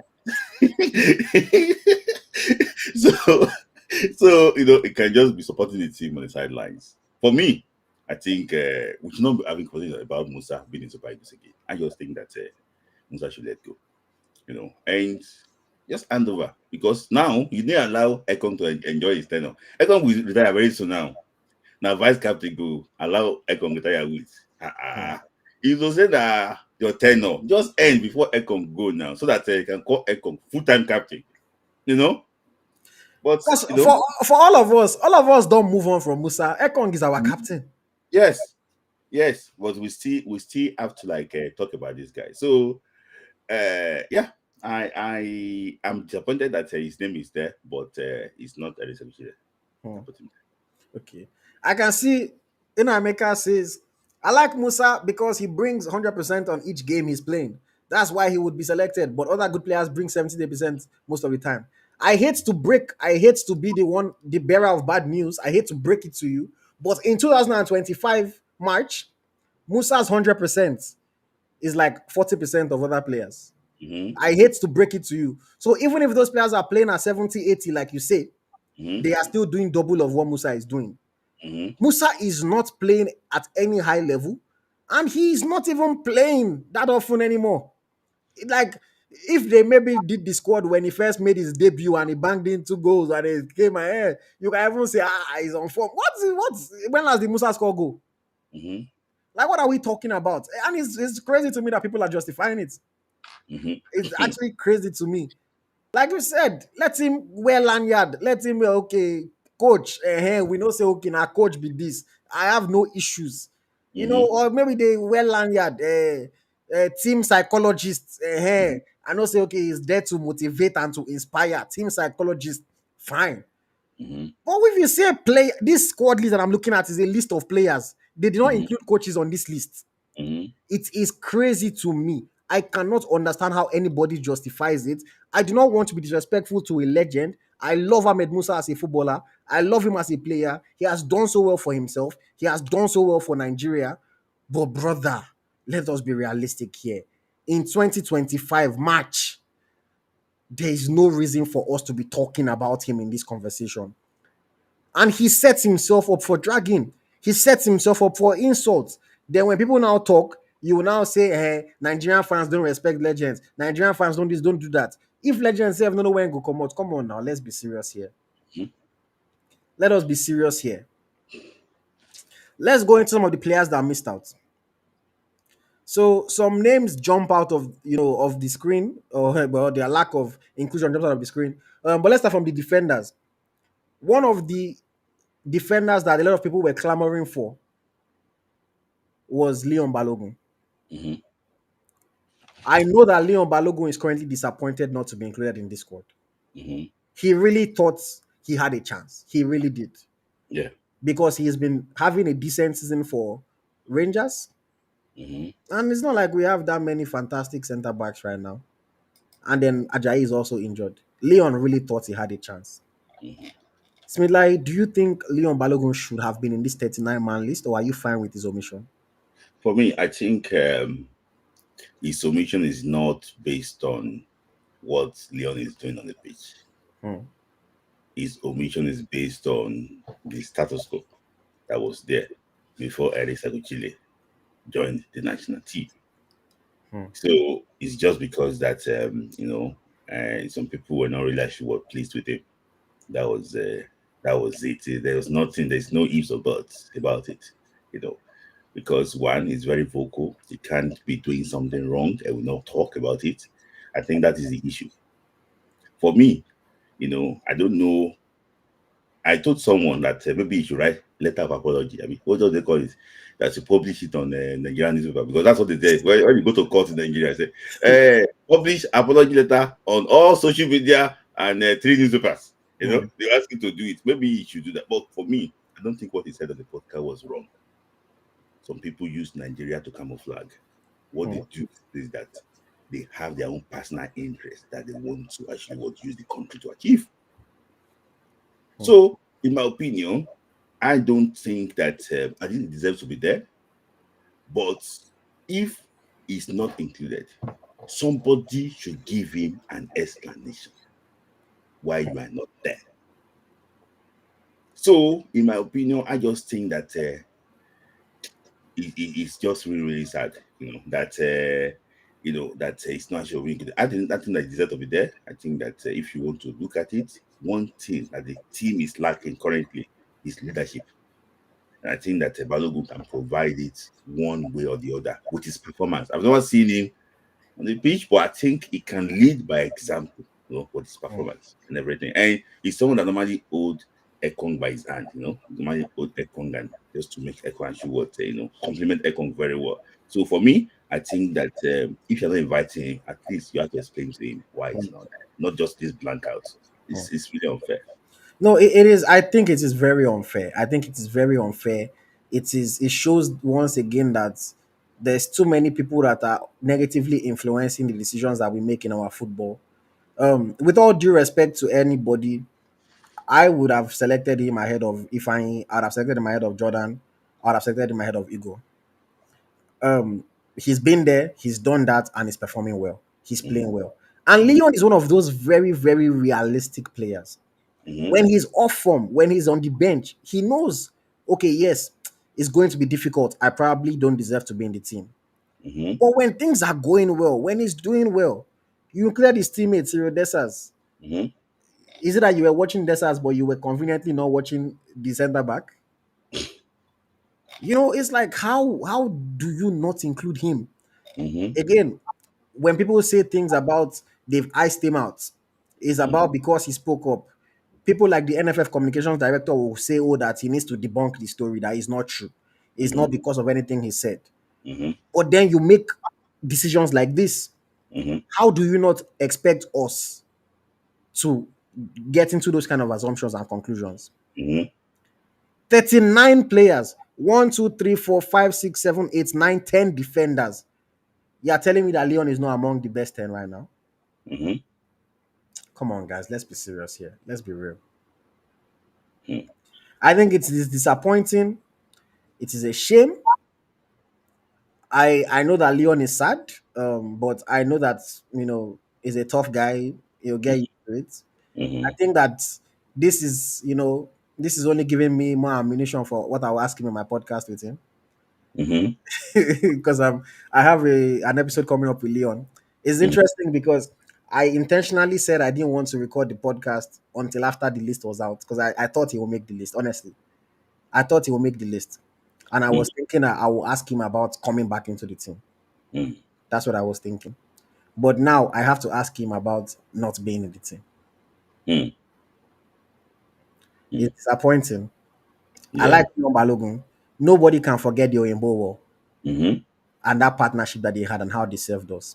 Yeah. Intelligent player, committed player, good player that's actually doing well. Mm-hmm. Leon got injured in a couple weeks ago. I spoke with Leon. I don't know if I have permission to talk about it, but he spoke about how he knows that a lot of people find him as an injury prone player.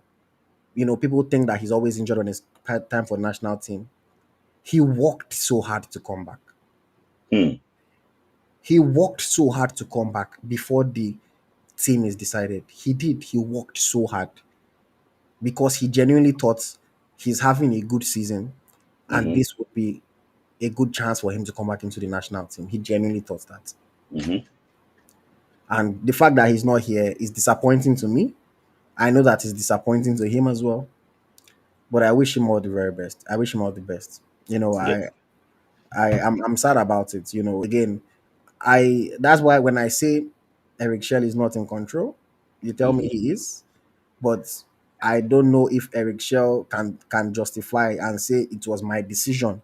I did not think that he was amongst the best, but I Yeah. thought that Ifeanyi Obuchi was among, or that I Yeah. thought that Jordan was among, or I thought that Igor was among, or I thought that Zaidu Sanusi, who just came back from injury and has been playing for Porto B and has come off the bench 4 times for Porto A, was more justified. I know that they play different positions, don't get me wrong, Yeah. but I don't see how they could not have found a slot for him. Mm-hmm. Even if you put him as the 40th man, since Similai said they were 40 before, Mm-hmm. It's I not a hot. I would have understood. Mm-hmm. It's a shame. Do you want to say something else about Leon before we move on? For me, I think he should not be disturbed. He will be back in June. That's how we tell him. He'll be back in June. All those everything will be sorted before June. He'll be back in June. Let's go with more conversations. He'll be back in June. June will be friendly. Call me for important one. Now friendly, you won't call me. He's going to be back in June and he's going to be back to play against Saudi in South Africa in September. He's going to be back. He's not retired from national team. He should stay. He's a true Nigeria person. We know that he's a professor with his glasses and everything. Cham like you now. So for me, so so for me, I think he should not give up. He'll go be back. I know something that happened in the background. He'll be back. See, this in fact, Sekuchile is even under pressure more than anybody else. He needs to get this game out of his neck. He's not sleeping. So for me, I think let's just get settled with this. Everything, those that did not come, don't worry. Akpoguma, everybody, March, June, some of them will have a look at. So, okay, let me ask you this question because you mentioned Akpoguma as well. So, Yeah. what is happening in June that will not allow them come now, but they can come then? I think Akuma's situation is also, it's also different. It's not similar to Leon's situation. It's also different. And the blackout continues. But all these things are just rumor. But when you see all those things, when you hear them, you see that there's iota of truth. In some of this, in some of the rumors going around about why Akpoguma and Leon actually are not part of this of the national team currently. So for me, I think they will be back since he's a new coach. And Tella is back now. So Tella own wasn't that difficult. So for me, I think others will be back. Hmm. I mean, Teller zone, you cannot ignore what Teller is doing. So, I think that's Okay, it's Nigeria. Okay. Yeah.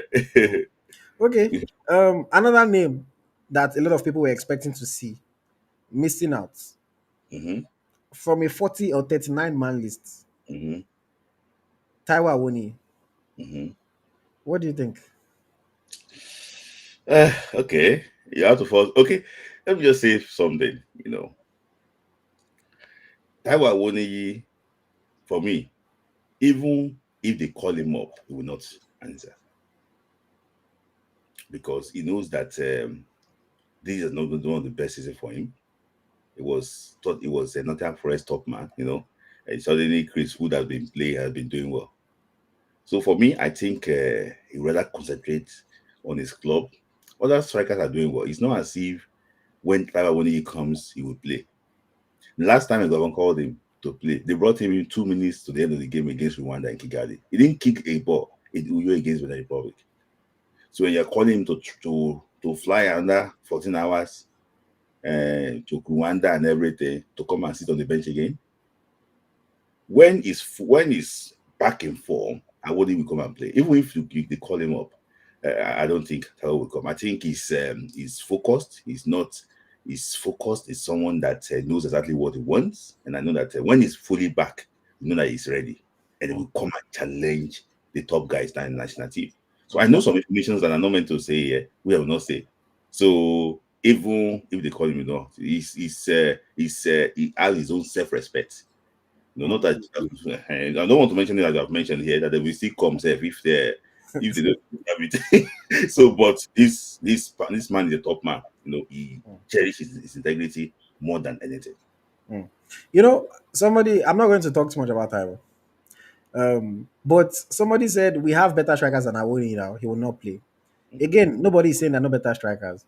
But Mm-hmm. are you telling me that Musa is better than Awoni right now? Mm-hmm. You know, I mean, Kelechi Iheanacho, what's Iheanacho doing right now? Mm-hmm. So nobody is saying he should be in the final team. Mm-hmm. Of course, if they select Osime, Boniface, Desas, Arogodare, nobody's going to say, oh, Awoni should be there ahead of them. Nobody's going to argue that. Mm-hmm. But then when you see some of the names that are included and he's omitted, it Mm-hmm. begs the question. It Mm-hmm. begs the question. How about Chubakbom? So for me, I think Shuba Akpom to falls in the category of those that might get their call up, after this international window, and don't forget to that it's not been like getting, you've been scoring for Ajax, but not really like the previous season. So now it's in Lille. I'm not sure he played today. It's in Lille, and I think he's going to get his own opportunity too. In my own opinion, but Akpom deserves to be in this 40-man list. When you mention the names that we just called out. So everybody just looking at the Musa as a weak pick there, and take him out directly because come on, we're not having 39-man list. It's just a shame. I think Akpom deserves to be there, but I think it's better to bring him in a friendly game first. Mm, mm. Somebody said, stop dispaying me. Like, if they call him, he will come. Who said that? Yeah. Who said that? Okay. What I will say, I don't want to get into this whole talk, but what I will say is go and watch my interview with Taiwo Awoniyi Uh-huh. from, was it 2 or 3 years ago? After his first season at Nottingham Forest, I did an Uh-huh. interview with him, and I spoke about 2022 when he didn't get called up and they called up Odion Igalo. Uh-huh. He spoke about it, and what Smitlai is saying now, he said it then. He said Uh-huh. it then that if they call him up and he knows that somebody else is doing better than him Uh-huh. and somebody else is more deserving, that Uh-huh. he will turn it down. So And you see. Smitlai is not just saying it.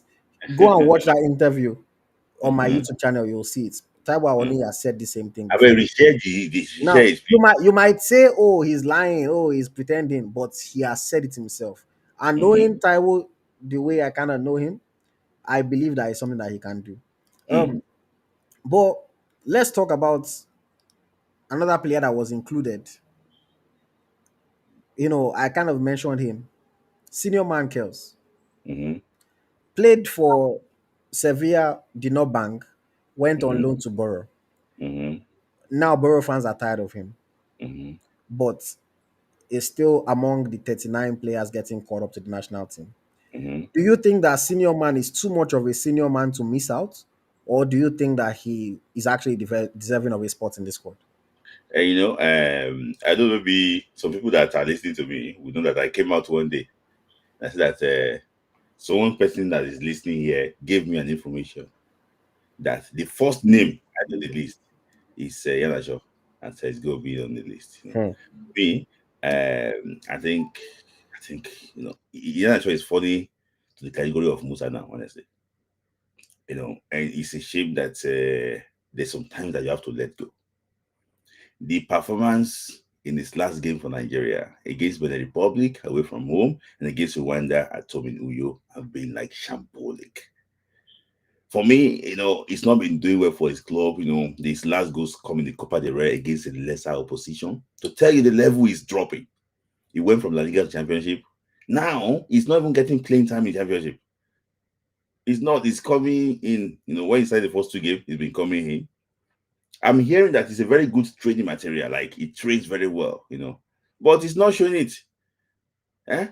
It's not showing it. So for me, I also think that it's also a player that I know he would not make the final 23-man list, but it's someone that we should just like let go and look at better players. There's some players coming up now that are that deserve to be in this team compared to Yanasho. So in my opinion too, I also think there's someone that should look himself in the mirror, look at am I still the one like similar player for last year, 3 years ago? The AFCON should have been like a indicator for him that his time in national team is numbered. I think his first kick of the ball was against South Africa. Also, I don't know during the AFCON. So I think it's now time that you should think about it. Like, okay, come on, let young players take over. For me, perform well for national team, but for me, Isn't Kelechi still a young player? uh, Is it? Yes. No. Like, why are you talking? I mean, isn't he still in his 20s? What are we talking about here? look at Azad too. Azad too was I know at this time too. Azad. That's that. So I'm just saying that for me, it's not been doing well for him, for Hmm. himself, and for his club side. Hmm. So I don't think he deserves to be Hmm. there. And when you see this list there, well, when let 23 come out, the Hmm. 23 that comes out is going to be a this list. Okay. I want to talk about one particular player quickly. Mm-hmm, Anthony Dennis. mm-hmm, A lot of people are unfamiliar with this guy. A lot of people mm-hmm, are asking, "Who is he? Oh, who is that guy?" I saw it in the comments earlier as we were speaking. mm-hmm, If you guys are weekly listeners and viewers of the podcast, mm-hmm, you know that I've mentioned his name a number of times. mm-hmm, And I have mentioned before that don't be surprised to see him in the national team conversation very soon. mm-hmm, I personally wasn't even thinking about him for this squad, but when I saw it, I said, you know what? They follow Ego Striker. mm-hmm, They follow Ego Striker. They are watching. They are mm-hmm, seeing because Anthony Dennis has been performing well for his club, Gostepe, in Turkey. Now you might say, oh, it's Turkey. How good is it? Blah, blah, blah, things like that. But he's doing well. And even if he doesn't make it into the final team, I mm-hmm, think this is a sign and encouragement for him to know that, guy, somebody is noticing your good performances. Keep it mm-hmm, up. Keep performing like this, and your opportunity can come or will come in the future. Mm-hmm. Unfortunately for us, we don't really have midfielders that have attacking instincts. Mm-hmm. But Anthony Dennis is a solid midfielder, works hard. Mm-hmm. I mean, they say Eric Shell likes people that work hard. He works hard. He fights for his team. Mm-hmm. And I think he has potential. I Mm-hmm. think he has potential. It's going to be interesting to see if he gets included in the future. But for me, when I saw it, I was not displeased at all. In fact, I was quite pleased just for the fact that they are watching. And he's 20 years old. Mm-hmm. He's 20 years old. So he Mm-hmm. has enough time to keep developing and to turn into somebody that is really, really consistent and important in the future. Mm-hmm. It's going to be interesting to see if he stays in Turkey for a while or if he Mm-hmm. goes somewhere else. But right now, he's starting really, really well. Mm-hmm. And I was happy to see him in this long list. I was happy to see him in this long list. Somebody said better than Alassane. You cannot say he's better than Alassane yet. Like I know that we don't like Alassane because he has gone to the USA, but let Mm-hmm. us not discredit what people did for a number of years. I wouldn't say Dennis is better yet. I mean, he has potential to be. Don't get me wrong, but because somebody just went to the USA, let's not just all of a sudden just completely discredit him as a football player. I mean, Alassane is in this team. Somebody Mm-hmm. said, is he better than Akin Somiro? There are two different kinds of players. Mm-hmm. Completely different kinds of players. Um, as of now, I would say yes, it's better than Akin Somiro, though. As of now, I would say yes. Mm-hmm. Akin Somiro is still developing, still needs to do more. Still needs to, even that Serie B, he's yet to really, really stamp his feet on the ground in that Serie B. You know, Mm-hmm. and Dennis is doing it in the Super League. Yeah. So I'll give Dennis his credit and say, I mean, yeah, it's better than Akisomiro right now. But there are two different kinds of players. They are not really players that are fighting for the same spots in the team. Mm-hmm. Smith Lai, but what do you think about Anthony Dennis and his inclusion in this long list? He's a guy I've been monitoring, and I rate him highly. It's a guy that's been in the HB Academy about a year or two ago, and since he moved to Turkey, he has been performing well. And I'm even hearing rumors that Turkey want to give him passport. I don't know how qualify how soon he can actually get passport in Turkey. So maybe I want to go out with Turkish Nigerian too.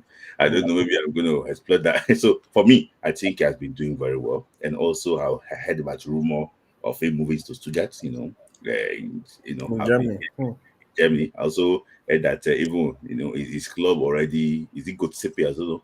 Gostepe. Gotepe, his club already looking for replacement for him. So they're already about to sign a Nigerian player that'll be joining this summer. Preparing for him to go. So it's a guy that can play very well, can still improve. He's a young player. So this is Eric Sekuchile's invitation. Mm. You can see that one directly there. It's not a magic number. We know the magic number. So it's there. Can he make the 23-man list, 25-man list? I don't think so. I don't have him on my list, but we'll see. We'll see. Mm. I mean, two tackles, one per game, two interceptions per game, almost 6 goals, one per game. Mhm. Do you see him as a potential in the replacement? When he was his age, I think he was doing better Hmm. than him. So, but he can still improve. That's just the only thing. And it was like when he went to Genk, he had the gun running, like straight away. And just go be Ndidi. That is it. Yeah. So for me, I don't see him as a repair for friend. I think he should go and play in Germany first. Hmm. Let him play in Germany first because I remember we were clamoring for Oluwadoyi after the South African game. Everybody calmed down. It's not, in fact, I was hearing the Nigerians will get small. The comments were horrible. Hmm. The guy that was just doing well in Turkey. So let him also go and test himself. Hmm. I hope the move will not make or mine. I hope that he will improve him and will get better. I wish him very best of luck. Yeah, and I'll just add, I think he needs to, he can make a couple errors Yeah, that can cost his team. So that's yeah. maybe a side of his game that he might need to clean up a little bit. 'Cause speaking Mhm. funny enough, I mean, Alassane Yusuf can make a couple errors as well, sha. But that's a part of his game that he might need to clean up a little bit. Yeah, Alassane yeah. Yusuf is doing well in the MLS, so but Mhm. we don't rate the MLS too well. Look at Yeah. Chidozie Awaziem. is one of the best defenders in the MLS now. Mm. So You should go and do CrossFit pass there. they love Awaziem in Colorado. Yeah, I know, He's one I of know. the top defenders now in MLS. So Hmm. sometimes just go where you're appreciated. I beg. No, they stress yourself on top waiting because you go on MLS now, you will make more money. You're making over $1 million a year. You Hmm. know, nobody, no Nigerians, no, they insult you every week. You know, anything. You have peace of mind. So I, Your family is chilling in a nice country. You know, everything good, man. Everything kosher. Okay, let's talk about one more player or two more players. Sadiq Umar, mm-hmm, Paul Onuachu. Now, people have been criticizing the selection of Sadiq Umar. I've mm-hmm, seen some comments on social media, people talking about Northern Quota, people talking mm-hmm, about all sorts of things. mm-hmm, What does Sadiq Umar need to do for Nigerian fans rather, mm-hmm, to just allow him be? Because this guy, yes, we know his first half of the season in Real Sociedad, he was mm-hmm, not playing at all. We mm-hmm, know. He has joined Valencia now. I was talking about him earlier. Then mm-hmm, they hail him for Valencia. mm-hmm, We're happy we finally have a striker that can score goal. We have a mm-hmm, striker that has an eye for goal, blah, blah, blah. But Nigerians, no matter what he does, people still don't believe that he can play for the national team. I mm-hmm, saw somebody on our Facebook page that was saying, even if he should score hat trick in every match, we don't want him in the Super Eagles. mm-hmm. What does Sadiq Umar need to do? You know, South Kumar relationship with Nigerian fans is similar to Nigeria and Ghana. And I Hmm. will tell you the reasons why. When Nigeria beat South Africa, Nigeria went to go and abuse Ghana. There was a game that Nigeria did not win. Sadiq Kumar did not go invited though. Nigeria went to go when he's been doing abusing him. He didn't even go invited. He was not even there. They went to go and abuse him. So I think it's just that guy that he should not care about what the fans actually was saying. Just focus that these guys abusing me, they love me. Just do your thing. In all honesty, has never proved himself in Nigeria. But how many games has he played? Yes, and so the issue basically is that even the games that he played, even the games that he played, you should try. Even he's How not many about. minutes? Because I actually looked at it. I think he has made 12 caps for Nigeria, Uh-huh, average of about 18 minutes per game. mhm. Like 18 minutes per game. What is Yeah, he going to do? there are some games that he had like a larger time, maybe like a 50 before he's being hauled off, to prove himself. But he didn't really do. But the issue is this: I like him. I like him. He's a guy that like when the cracker is very clumsy. He can do anything. He can score a banger today and he can miss a sitter tomorrow. That is one You thing see, about. Sadiq Umar reminds me of, and I know people don't shout when I talk. You guys calm down. But Mhm, Sadiq Umar reminds me of Alexander Isak. That tall, lanky, can use the ball. Yes, he's more clumsy. Yes, Umar is the kind of player that as he's running, you think he's going to fall down. You think he's going to fall down. But mhm, just like you said, he can come up with a banger mhm, from nowhere. mhm, Can take a nice shot. Can mhm, a nice chip finish, nice mhm, back heel finish like he did the other day. Again, he's not on Isak's level. mhm, Don't get me wrong, mhm. but he needs a chance now. Like he needs to show himself. He needs an opportunity. Yeah, And you just mentioned that that's the reason why they asked him to go and replace Isaac in yeah, Real, Real Sociedad. and he did not replace Isaac. He got injured. He He got scored on his debut. He yeah, was I think his first two matches were good. Then he got injured. ACL.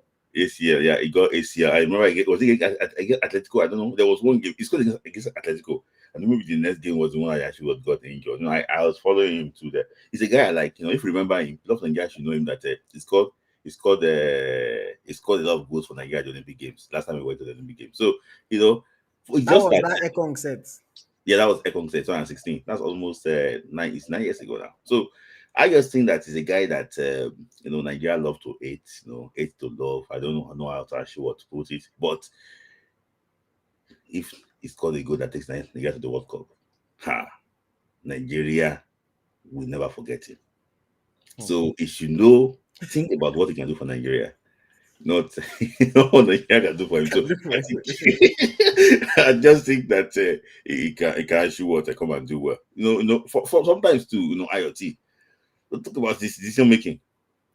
If that kick that is that banger, if he has if he hit his left foot, I think he used his left foot to score. If he go and hit his right foot there, people will keep us that what's this one doing? Hmm. But he was, nobody expected that one to go in. He scored one goal against even for when he was in the former club too. Bam, big goals. Hmm. And I also, against Zimbabwe in the World Cup qualifier, he was meant to score. He was doing back ill. So like, all those type of things we see it. It's just that I like him. I like him so much. I just want him to come and perform well. I think he's going to make the final 25. Hmm. Hmm. Okay, let's talk about Tolaru Kodare. Oh, no, Yeah, sorry, not Tolaru Kodare. Paul Onwachu. yeah. Onwachu, I mean, first part of the season, he wasn't really in the Southampton team. Mm-hmm. The coach, for whatever reason, did not trust him. Yeah. Then they started giving him time. No, it's the coach. Okay, well, yes, they did sack the coach. They Yeah, started giving him time. I know And good. it started showing us that, Yeah. okay, this guy can actually hang in the Premier League a little bit.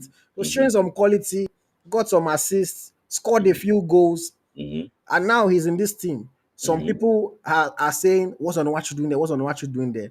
How do Mm-hmm. you feel about it? Should Onuachu be in the national team 39-man long list, or are there other options that are better than him? So he's doing well for Southampton now. He's been scoring goals. Holding up play. Even trying to play to the gallery sometimes too. I remember the game against Liverpool. Look pass and everything. For me too, he deserves to be that 39. There's no way you can call 39-man list. That Polonachu would not actually would not make the list. In my 25-man list here, I'm struggling to pick. I don't when we go to that We'll one. get there. We'll get there in a bit. So for me, I think he's also another player. If you remember, the AFCON in 2019, he was the first choice going to the AFCON striker, Mm. not Odin Igalo. He was the first choice, and Igalo displaced him. They have been giving him opportunity too in Nigeria. But the last time he played for Nigeria was when him and Boniface were just colliding with each other against the World Cup qualifier against Benin Republic. They were just, I don't know, maybe that was how Finidi set them up. But the two of them were just colliding with each other. There was, So another thing is that he's been doing well now. Let's see, maybe Erisa Chile can actually get something different from him. This current coach of Southampton is getting something different from Ponunaju that we're not even used to. I hope that Chile can actually get Hmm. something different. Yeah. Hmm. I mean, I also think that you cannot call 39 men and not include Paul Onwachu. Mm-hmm. I mean, he's doing decent in the Premier League for Southampton, has been a player in the national team for years. Mm-hmm. And for me, I think my own big thing with Paul Onwachu is that I'm still, I guess I'm a traditionalist when it comes to football players, or when it Mm-hmm. comes to squad selection. I'm one of those people that thinks that you still need one big tall striker for those times where you are desperate, you just need to pump the ball into the box. Because we Mm-hmm. see it sometimes when a team gets desperate, they move a center back to go and play forward Mm-hmm. because they want that height, that physicality, someone to knock the ball down, to hold ball up a little bit. And I think Onuachu can do that. Look at against Chelsea self. He had a few headers that on another day could have gone in. So he has What, that what, what about the header that Cowell? Is it Cowell scored that he missed completely? that who missed completely. The goal that Onuachu, Chelsea scored. Yeah. I don't remember. I don't No, remember the no, goal. no. Please go and remember that because because the ball was. I don't know how he missed that header. Yeah, that's a defensive header. It's different. It's It different can actually. it can happen. Mm-hmm. But on what I mean, we cannot doubt at 6'7". His quality, his height, everything. Mm-hmm. So for me, I don't fault his inclusion. He's one of those players that I think you just have as the third man on the team. In case you need a big tall striker to come in and hold play a little bit, waste some time for you. I remember there was one game, I can't remember the match exactly. People were criticizing him, but they brought him on to just come and hold ball. That's literally why they brought him on to just come and hold ball and just delay game. And people were criticizing him and things like that. But it's just that utility player for when you need a big striker up front to Mm-hmm. waste some time, to knock some balls down, desperate for a goal, and he can provide value. So for me, especially now that he's doing decent in the English Prem, I think I can't fault his inclusion here. We don't have that much time. Tula Arokodare, I mean, we kind of expected to see Arokodare here because we know that he's playing well. We've been talking about him for different months. It's going to be interesting to see whether or not he makes the final squad. We'll talk about that in a bit when we start talking about our final squads. But for me, I'm not surprised to see Tolu. Okay, like, do you want to add anything quickly before we say who we think should make the final 25 man list? No, no, nothing actually what really to ask, but it's go very interesting when we go over the list of our players who want to actually what select. So I think I have my ready now. I wasn't in between. I had to like just put them out. Make some adjustments. Yeah, I guess Yeah. yes. Okay. Do you want to go first or should I go take my own first? You can take it off first. Okay. So my preferred out of this 39 man long list, my preferred 25 man list for the games against Rwanda and Zimbabwe. I have gone with 3 goalkeepers, 8 defenders, 6 midfielders, and 8 forwards. Initially, I was going to do 7 midfielders, 7 forwards, but I thought about the fact that we are very top heavy and we don't usually make too many changes in midfield. So I said I will go with 6 midfielders because that's what sometimes we call for ourselves. So six is even still a stretch. For the goalkeepers, I went with Stanley Wabali, Maduka Okoye, and Amas Obasoge. Those are 3 names that we see in the team, fairly regularly. Adebayo Adeleye, I don't think Adeleye is doing anything to really deserve that spot. And I also think that, unfortunately for Adeleye, the fact that I'm taller than him does not work in his favor. He's one of those people that if you are going to be a short goalkeeper, you better be Fabian Barthez. You better be so good. But if my goalkeeper is standing at 5 foot and 8, uh, even myself as a striker, I could just the reason I'm saying for this one. If I just hook him for this corner. So I don't think no disrespect to him. It's just he cannot What's on control. another side? Onana. How tall is Onana? I'm not sure. I have to check. Okay. But yeah, I just don't really think that even his performances, he's playing in Cyprus, he's not doing so great. Onana is 1.9. Onana is tall, oh, Mm-mm. 1.9 meters. Yeah, that's what over 6 feet tall. Mm-hmm. Onana is tall. He doesn't look that big on TV. But But we call himself on the Onana. So that was he's be the face now, not be the height. okay. It's the face, not the height. Yeah. Let me just quickly shout out to Charles, man, for the super chats. Thank you very much. Charles has come back again this week. Doing that thing because Yeah, Charles is doing thank you one very that much, Charles. We appreciate it. Thank you for the super chat. Okay, so I went with those 3 goalkeepers. My defenders, I went with 8 defenders. Essentially, what I did was 2 on the left side of the defense, 2 on the right side of the defense, and then the rest center backs. I've gone with Olaino because how can you not include Olaino? Bright Osai Samuel, Zaidu Sanusi, Bruno Onyemaechi, Calvin Bassi, William Trust Ekong, Jordan Torunariga, and the one that I was scratching my head trying to figure out what I would do for the last defender. But eventually, I went to Gabriel Osho and I left out my dear friend Igo Obu because I just think that I look at what Osho is doing in AG Auxerre and I have to rate it higher. I look at what Jordan Torunariga, who has been having a fine season for KA Ghent in Belgium, and Belgium is a tougher league than the Czech league. And Torunariga also has the added advantage of having been in the team before. mm-hmm. So I went my defenders: Olaino, Bright Osai Samuel, Zedu Sanusi, Bruno Oyemechi, Calvin Bassi, William Trust Ekong, Gabriel Osho, and Jordan Torunariga. Midfield, I went with 6 midfielders: Wilfred Ndidi, Raphael Onyedika, Fisayo Dele Bashiru, Frank Onyeka, Alex Iwobi, and the final defender, the final midfielder. I was thinking, I have options, but I went with Joseph Ayodele Aribo. I left out Crisanto Suchi. Some people might not be happy with me for that. But I went in midfield, I went Ndidi, Onyedika, Dele Bashiru, Onyeka, Iwobi, and Joe Aribo. And then in the attack, I went with eight forwards. Eight forwards. First name on the team sheet, Victor Osimhen. Second name on the team sheet, Ademola Lookman. I also went with Victor Boniface. I went with Moses Simon. I went with Samuel Chukwueze.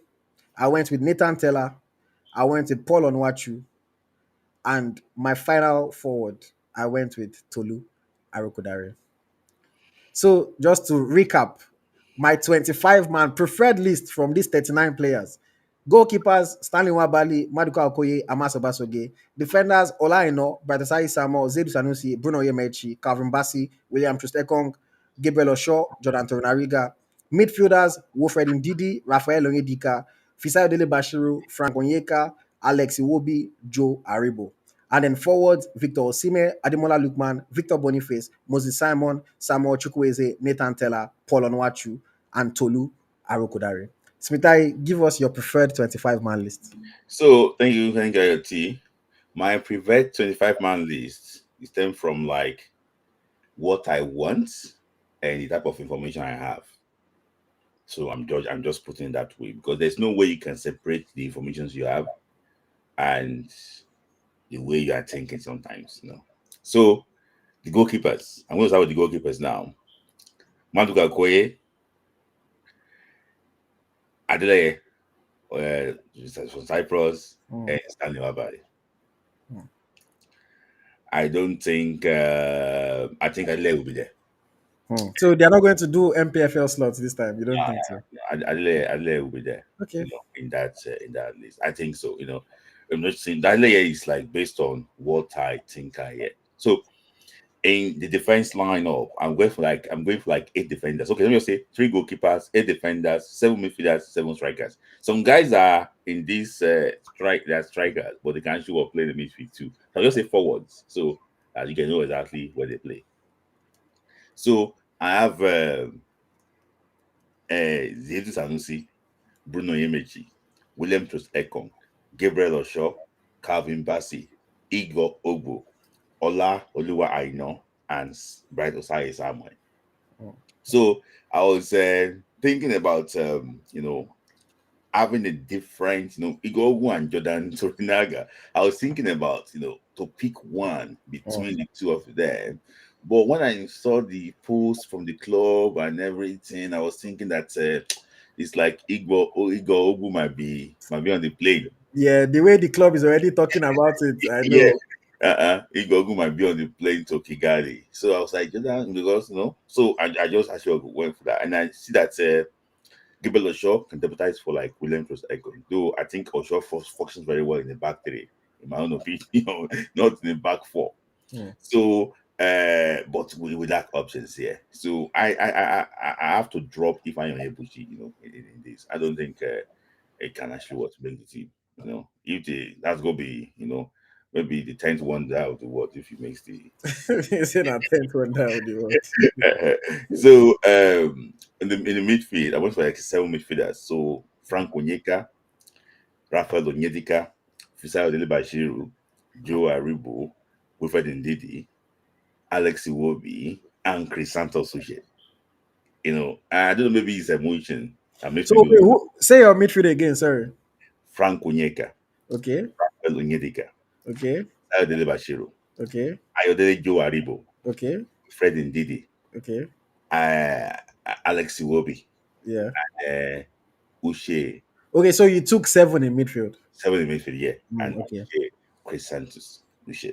okay. Forward, my first name, the forward line, which I think that can be a joker in Kigali, Nathan Teller, Mm, Victor Osime, mm. Victor Boniface, Okay, Samuel Chukwueze, okay, Moses Simon, the okay. skipper, the deputy skipper, Lukman Ademola, Mm. and this last slot was between Olonaju, Sadiq Kumar, and Tolera Kudare. Mm. But I don't know what to say, but I'm picking this based on what I picked Tolera Kudare Mm. based on the information I have. That's all. Okay. So you are picking based on information. Me, I picked based on my own So my preference. if my child should pick my preference, it's Polonashu. Because me, I picked my own based on preference. The players So, that I think should be there, not whatever information I'm hearing. so this is based on what, because there's no way he plays. You know, he's going to play on your head.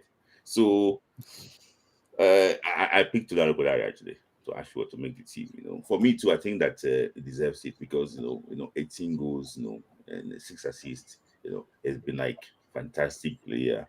For me, I look at this as two. They've been doing well, but I just think that I can't knock out Victor Boniface. Despite I've not been doing well for the national team, but I can't just say I want to knock him out because it's just like he can just come and do something, but he should not come and fight.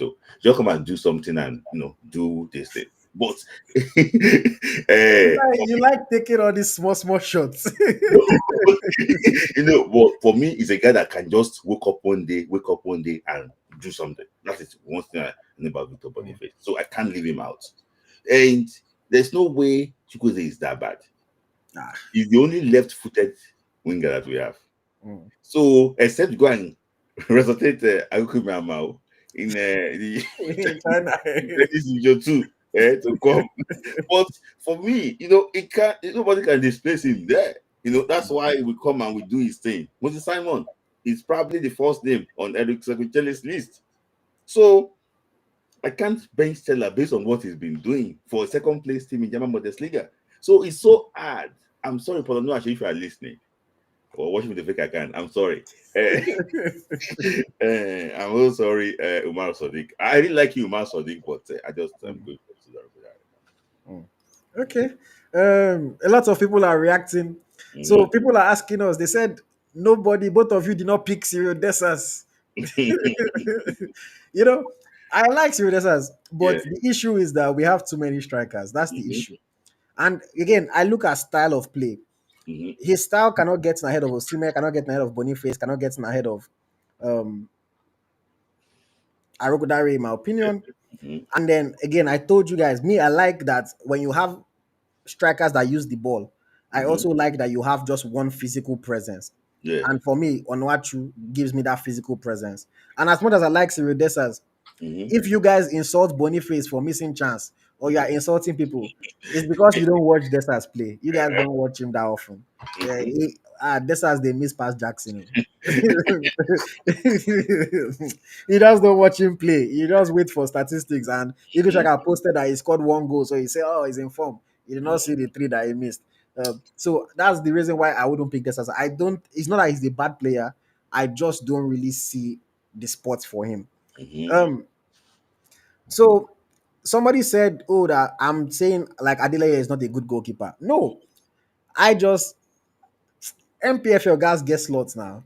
That's how they do it in the team. But you are giving a massive a slot. It's not FPF and it's playing Tanzania. Right, he has left. Oh, Yeah. that's true. Yeah. Okay, that's true. It's no longer MPFL, so Mhm. maybe they'll give Adeleye. Okay, that's true. I forgot that fact. Mhm. Yeah, but okay, let's see. I mean, even after Tanimu left, they were still calling him now as per former MPFL quota. So, but let's see, Sha. Yeah. But you guys, please feel free to let us know your own preferred 25-man squad. Engage us in the comments. We'll respond to as many as possible. Tell us why you think certain players should be there, why Mhm. you think certain players should not be there. Um, none of us picked Ahmed Musa. Surprise, surprise. None of us picked Kelechi Iheanacho. Surprise, surprise. But I think that whichever mix of my team or Smith team that they select Mhm. should still be good enough to be able to compete against Rwanda. Should we come and mark it? Okay, we'll come back and look at it after they announce the final squad. Yeah. Yes, we'll Yeah. look at it. Let me just acknowledge some gifters on the channel again. I really appreciate you guys. Charles, thank you very much. Another super chat from Charles. And also TC Gogo with a super chat. Thank you very much, TC Gogo. Your support is appreciated. Every little helps. Every little helps. Yeah. Sorry, before we move on from, I know that people are waiting to call. I want to ask you a question. DR Congo released their list today of the final 25-man list. Mm. Why do you think we're releasing 39 now? They Do want you to know build, they want to build anticipation. Okay. Yeah. You know that new social media team, new everything. They're trying to impress the people. Okay. They want Okay. to build anticipation. That's all.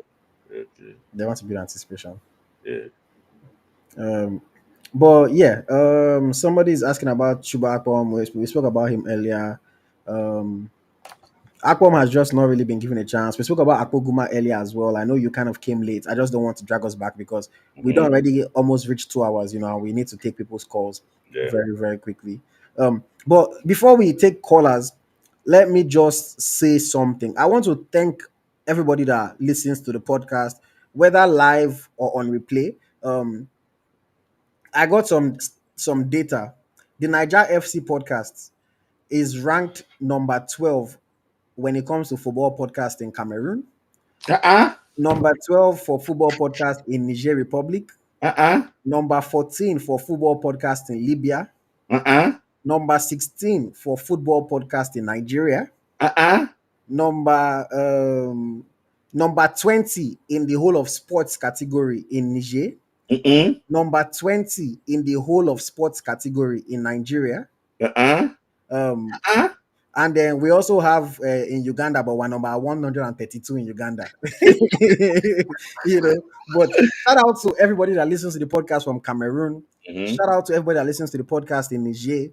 Shout out Mm-hmm. to my guys in Libya, man. Libya, I don't know how people were messing with us like that. But shout Uh-huh. out to you guys in Libya. Of course, shout out to our people in Nigeria. Nigeria was 16 in football and we're 20 in sports. Yeah. You guys can take us higher, man. Take us into the top 10. Take us Yeah. into the top 10. Yeah. And these statistics are for Apple Podcasts, Yeah. so it's Apple Podcasts in particular. Yeah. But I received those statistics and, it made me happy. You guys that are engaging with us, are helping us to get the numbers up. I Yeah. don't know where we rank in YouTube, but I know that YouTube self, we got to move up, small, small, small. Yeah. Yeah. But I really, really appreciate it. You guys aid the conversations, the Yeah. engagement, everything. So it's like, shout out to you, man. Yeah. Best co-host in the game. Really, really appreciate it. Thanks, And man, from Libya. Oh. I really yeah, appreciate you. and hopefully the next time that they send me stats, hopefully we're even ranking much, much Yeah. higher than this. In Nigeria, we have the top five. We need to enter top five. I was saying top 10, but we need to go higher in Nigeria. So please, if you enjoy it, tell your friends. If they don't want to watch, they can listen Yeah. on Apple, they can listen on Spotify. Really, really appreciate it. Sorry, can I just take this comment from Okay. Ricky? Real K with the super chat and is asking a question. He says, so where are the newcomers? Leslie and Kanu, it was all rumors? No, he submitted list of players that he wanted the NFF to look after, changing nationality. So I think there were 9 players in total he submitted. So that is where Leslie Okechukwu and Kanichiko Minkashi was ranked, with few others too, like Tosin Darabioyo and so on. So they're not in the main list, but a list of like 9 or 10 players, if I'm not mistaken. That's the information she would have. So as soon as the whole thing is in process and everything, the way you start, as she was saying them too. They're not in the main list. They're the list of players that is interested in that can actually add something to the national team. That is it. They're not in the main list. They're not for this World Cup qualifier. Mm, mm. All right. Thank you very much, guys.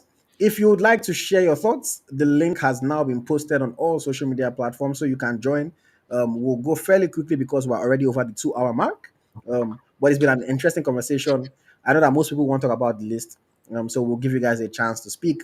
Just make sure you have your camera on. Make sure you're well dressed. Make sure you have a working, microphone as well, because we usually have some issues with our 40 plus people when they come. Their microphone no usually they work. you know. But yes, the link has been posted. So click the link and you can join and share your thoughts very, very quickly. Our first caller for today is already here. Oladipupo Ainde, regular. Thank you Uh, for joining Good us. evening, good evening, Smith. Like, good evening, Ayati. Good evening. Good evening. The floor is Yeah, yours. What do you want to talk about? yeah. First off, I want to talk about the '94 set man. I know. Uh, The guy. yeah, I forgot his name. But as much as we always criticize '94 set, I think to some extent, yeah, is right because Mm, me, I like maybe IoT or Smith, like I said earlier, I said he fell in love watching football with Super Eagles. Me, I started watching proper Super Eagles '98 and Nigeria '99. I won't lie, and that was where I fell in love with Nigerian football. So me, I would say the real raw talent and dedicated Nigerian footballers ended 2002 Hmm. Mm. Yeah, you're right. because that was their like last peak. All of Hmm. them were old. That was why they even messed up in that World Cup. That was the last time. But since that time, we've just been, going, just not really the people that can break their nose for Nigerian football. Yeah. So yeah, that's that about that. So as for Musa and all these people that don't want to leave Super Eagles, man, when Okocha was leaving Nigeria, the last ball he kicked was against Cote d'Ivoire. Yeah. I'm very sure before going to that Nations Cup, Okocha was not going to tell anybody that this is his last competition. But Hmm. when he got into that competition, there was too much hype for Mikel Obi that year, and then Mikel Obi was Snoruma. everywhere. Everybody were enjoying Mikel's ball, and if he got Mikel was beginning to bench him.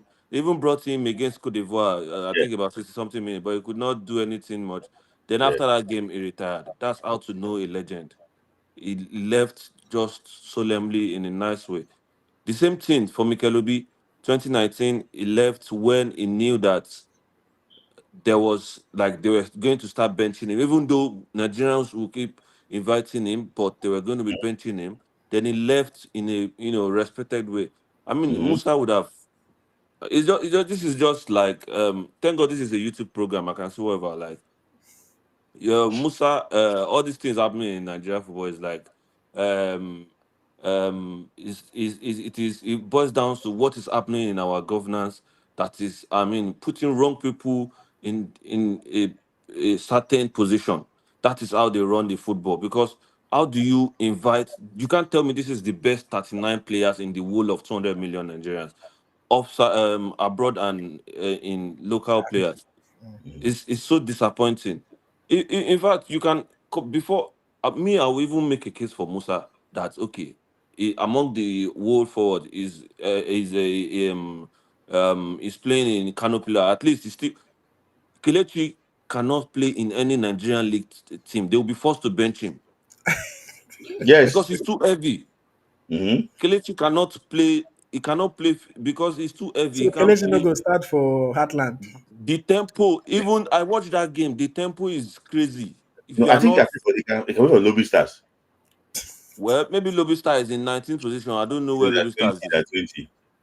Maybe we play for Lobby. Kelechi cannot play for any team. Only maybe five aside that they play in all this Lekki Stadium, Lekki pitch. Yeah. People are And they still San disrespectful. invited Siro. him to San Siro. Super Eagle. Super Eagle is too big. Hmm. Super Eagle that I used to know is too big to invite players like that. So I don't know, man. But yeah, I had a lot to say, but it's just everything had left. I was happy when I knew today was Tuesday. You guys were coming on, but when I saw the this thing, I was disappointed. The list, but yeah, I mean, kudos to you guys, man. Yeah, bless up. Thank you Yeah. very much, and Thank you. I Thank appreciate you. your All. comments and your opinion on this. Wow. So Smidline, you don't think you said now only five aside? Wait, wait. That was that and yeah. You people are disrespectful. You people are disrespectful. Kelechi will be our top striker that year. Ah, Mhm. okay. But let us bring on the next caller. Let us bring on the next caller. We have Humble Henry waiting in the wings to share his thoughts. Welcome, Humble Henry. Yes, I welcome everybody. I welcome everybody. Yes. This is your hat where you wear Uh, today. today is the end of the Mardi Gras celebration in New Orleans, Mm. so I have to celebrate with them. Are you throwing beads to women? No, no, no, no. I'm Because just receiving you know what it. happens. It's like do you know what Mardi Gras is? Yeah. I don't know. I don't really know. If you throw bead to a woman, if the woman catch the bead, waiting happen after that one. I don't care. I don't know. I don't know about yes. Uh, let me say this right. Yes, Smith Life make some of us to love Coach Mr. Eric, It's that's my second name. and Eric. and Eric. My second name. wait now, you are the one that make us to love him, Mm-hmm. and the way you talk about him, I love it, and I will continue to support him. Mhm. But there's something that I will talk about. If you give me a job, allow me to work. Hmm. If you give me a job and you are commanding me and showing me what to do, I will quit. Or I will tell people, wait, oh, this is what is going on. The question that this person asks, so where are the newcomers? Hmm. As me said that he submitted. If I submitted and you remove it, I will quit Yeah. because you want to make me to fail. If I submit a list and I give it to you and you tell me no, next time I will say no because if anything happened, everybody will blame me. Hmm. Uh, If I want people to come, I want this person, I want this person. This is qualifying. I don't care whether they're this or this. 9 players, and you remove them and said no, let them come. I myself, if I'm a coach, I said, you know what? Let me quit because in fact we are a quarter to go when you approach me. Then allow me to do my work. Hmm. You will not come and I give you a list. Okay, look at the list. Nothing impressive. Let's be honest to ourselves. It's the same people. Nothing. There's nothing. Where is the newcomers? The same people. Igor Ogbu is a newcomer. Are you sure that it's going to make it in 23, 25 man I mean, list? we're not sure, but You see, that is it. I want to see something and say, okay, this man has shifted. Allow him to do the work. Coach Eric, if you guys know him, tell him. If they will set him up, you bring a list, you gave it to them, they said no, they bring their own, you allow it because you want to coach Nigeria. Then where are the newcomers? yeah, Smith, like Okay, respond well, to that. what is Ihan Acho doing there? Umbueri. Nobody. No, I am saying my mind though, because number one, okay, let's And 39 man list. Let's be honest, the 39 man list. What is see, different? nobody removed name that Eric Sekuchile submitted. They just added to it. Hands up. Okay, okay. The what? Which means there's nothing. He's not doing anything. No. I am telling you the truth. Look, okay, let's look at the list. Nothing. Umbueri, do you think that Eric Sekuchile does not know those that will start for him? Injury, Okay, injury. okay. Now let's mention the number 11, our 11 players. I'm just saying Let's that talk about the 11 players. Is that all not the same people that are giving the same result? see all those people when they talk about it will be cut off. No, no, Smith, understand my point. Understand my point, right? Let's talk about the first 11. It's the same people that have been playing that we play it. Yeah, it's possible. But with a Then, different therefore, there's something I was looking at. Okay, we are having problem at the midfield. Let's make something. I want him to shock something. The midfield is the same. And don't be surprised that Hassan Yusuf will be there. It's not impressive, to be honest. The way I was looking at it, oh, he's coming. He's going to bring things that the new players, Calvin Oguma, Balogo, all these things, you're going to help, you're going to do something, but not, let's be honest, it's the same now. Uche Crisantos is because of people have been shouting that this. I'm praying for him. I'm seriously praying for him. That let these people not put a trap on him. I'm praying for him because they will surely. What I'm seeing, they will. I pray that he knows what he's doing.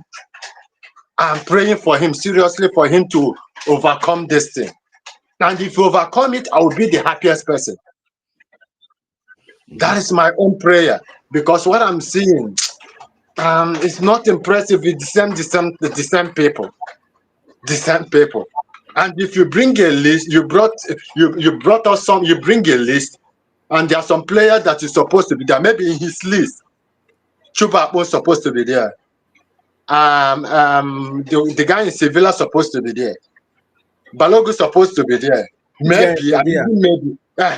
And they Which remove no, all sorry, those humble. things. Which guy in Sevilla are you talking about? Akon. Maybe Akko. I'm saying. Akko is on the long list. Okay. Sorry about that. Mm. Who again? Balogo and Oguma are supposed to be there, Mm. and they remove it. And if I'm a journalist, I will be there. I will ask him the question: why are you not bringing this paper? I want him to answer. It's not facing press conference. Yes, because what I'm looking at this is there is manipulation. There are some things. Let's be honest to ourselves, Smith. Let's be honest to ourselves. These people is setting this man a trap. Let them allow him to But do the but job. but why would they set a trap for him? They are the ones that hired him. They are the ones that have defended the appointment. Why would they not want him to succeed? If he succeeds, it looks good on them. Because a lot Then, of Nigerians, so hold on, a lot of Nigerians did not want him. So if he mhm. succeeds, it will actually look good on them. Mm-hmm. Yes. Now to succeed, allow him to choose the players. Let's be honest to ourselves. Maybe after this podcast, IoT just sit down and just look at the list. Think about it. Say, what are the newcomers that we have been hearing? Where are they? No, but humble Henry, I guess again, what I'm wondering and what some other people will be wondering is that for crucial matches like this, the coach cannot make 10 changes. Well, so the same crucial matches that we have been playing. Let's be honest to ourselves. Crucial matches. Okay, now let's go into how many of our players has played 90 minutes for six matches in their club. Okay, how many has played 60 minutes? Mention how many of them. Like, what do you mean? Let's look at all the players that we have. Mhm. How many of the players that have played like 90 minutes for 6 matches or 8 matches In a row? in a row? I mean, they feel sub you off now. I don't mean anything now. Yeah, so if it is crucial matches, it doesn't mean that it's those people that have been playing it. Bring new people that are willing, that have passion to play. He have them. He knows them. He knows them. Let's be honest to ourselves. He knows them. I'm praying for him to succeed because, oh my goodness, if this man, God, I'm praying for him seriously, and let the NFF allow him to do the job. Mm, Let them allow him to do the job. Let him tell the player that he wants. mm, mm. I'm praying for him seriously. I rest my case. All right. I Humble like Henry always speaking with so much passion. So much passion. But thank you very much. Thanks for sharing Okay. your opinion with Yeah, us. you're welcome. Yeah. Wow, lots of stuff that Humble Henry has said there. But because of time, let's go on very quickly. Uche is waiting in the wings. Uche, welcome. Yes, can you hear me? Yes, we can hear you. Okay. So I will start with the provisional list. So the former speaker was complaining about the new players. I don't think you can introduce new players immediately, especially when you're going for what's in qualifiers right now. So you need to see everybody, just the same way Tuchel did in Chelsea. You see everybody there, decide, okay, these are dead wood. I don't want to work with this. I don't want to work with that. And in regards to the midfield, Nigeria is not blessed with so many midfielders right now. We don't have like the JJ Okochas or the Bisumas right now that we can count on or bank on. What we just have is makeshift. Even Iwobi that is staying in the midfield is actually a forward right now. He Yeah. plays on the right or he plays on the left. So what we're just doing is makeshift because we do not have like a natural 10 right now. A natural, okay, Oyeka is an 8 because he plays box to box or what's his name, NDD. So what we can do is just the ones we have right now, take a look at them, use them. My problem with the list is just why we still have Musa coming on the list. he has taken the spot of, let's say, Chuba Akpom, let's say Olatunji, even though he might not be, or even Gift Orban. Those guys are like wild cards that you can put there just to make the list look good. The 40-man list or 39 man list. But you putting what's his name, Musa there is like the same thing we did in 2022. We brought in Igalo, and we now started hearing that they had a particular list for the game for Ghana, and towards the game they changed the list and put in Igalo. They had not been with the list for a very long time, and the results they say is history, and we didn't go for that World Cup. Is it the same thing they want to do right now? You give a man a job, and before you need to start interfering with what he wants to do at the expense of Nigeria not going for the second World Cup in a row, which does not make sense. It's counterproductive. They should leave the man to do what he needs to do. Another person is here Nacho. I don't know what here Nacho is doing on that list. I don't know what here Nacho is doing on that list. I've been checking like stats. Okay, let's see how many games he has played in Middlesbrough. About no they even show up. About no they turn up. In championship, about no they turn up. But yet we want making. It's more like we are putting round. What is that? Are they putting round Square pegs in round square holes. pegs in round holes? Yes, thank you. That's what we're trying to do, and it will not work because these people are athletes, and if they are not hardworking, if it will show. It will show on the field. It's 11 against 11 to show. And one more thing, okay, in regards to what Ikpeba said, I think yes, in regards to skill, talent, this current era, the two players that can say, okay, would definitely walk into that previous era and play, Lookman and Osimhen. The rest, you go tire, you go wait, or they don't go feel even lace the people shoes within that era. On God, like let's see whether it's times have changed, passion and anything. Those two players, you can see that okay, they are gradually going into world class and they can actually play within any era. Nwabali no But go make this, Wabali, no, you can't bench with Ike Sholomu No, I say on or the five. bench. Nwabali cannot be on the bench. No, you pick a Yama first before you now. Yeah, Yama go date there. Kali Keme go date there before even see herself. So those are okay in regards to that. So Ikpeba was actually right. These current crop of Super Eagles are actually not that talented. They're those bunch of average players. It's good that they're making money right now, but if you compare them to the previous set, especially because when I started watching Super Eagles for like 1998, especially that Nigeria against Spain, I see that one. I watched that one. I saw the match of France against Brazil, the 3-0 match. I watched that particular match. Then I also saw towards 2000. I saw the match Nigeria against Chile. Was it Chile? Oh, no, the one that had Chilavet that they played us like 4-1. Paraguay. Paraguay, yeah, 4-1. Yeah, I remember that match. So that's where my memory of regards to Super Eagles started. So with that being said, I think I'm going to drop off right now. All Thank right. you. Thank you very much, Uche. Nice, calm, knowledgeable information. I enjoyed that. It's funny. Every time I talk, I age myself, but it's funny. I always say like when I think of my first recollection of Super Eagles, me, I be young man. My first time that I remember Super Eagles was 2002. You know, That's 2002. I was 5 years old. I was 5 years old at that time. I'm a young man. So that was my first memory. That 2002 World Cup, that time. mm-hmm. And it's funny, he mentioned Ikechoromu. When I was under five, I used to be a goalkeeper. Okay. When I was under five. When I grew up a little bit, I started playing defense. Mm-hmm. But when I was under five, I used to be a goalkeeper. So I really liked Choromu back then. I liked Choromu and Dida. Those Yeah. were my two favorite goalkeepers at the time. Yeah. But interesting one. I think we'll take one more caller and Yeah. we'll wrap up for today because we don't run long. But Yeah. I understand that today was a very important episode, with a lot to talk about. So please just make sure you have your camera on. Um, and I'll bring you very quickly to share your thoughts.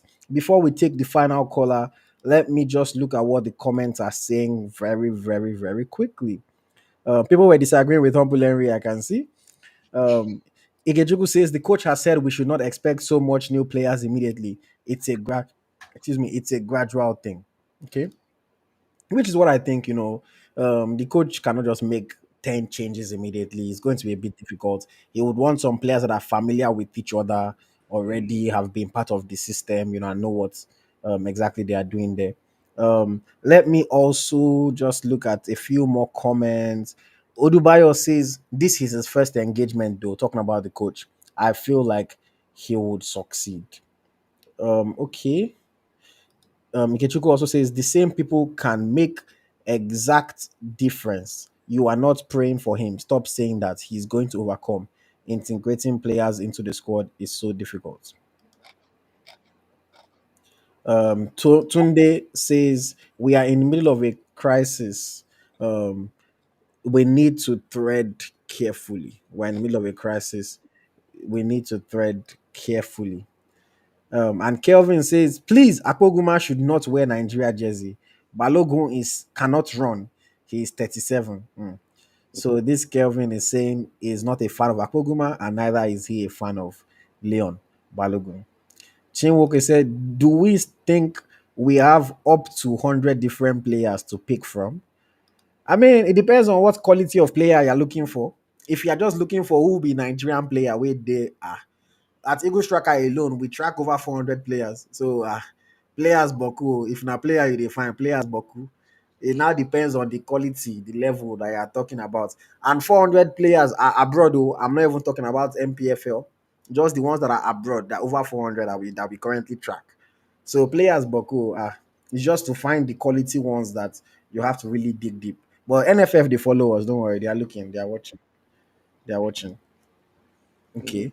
Let me see if there's any other interesting comments to take before we wrap up the show tonight.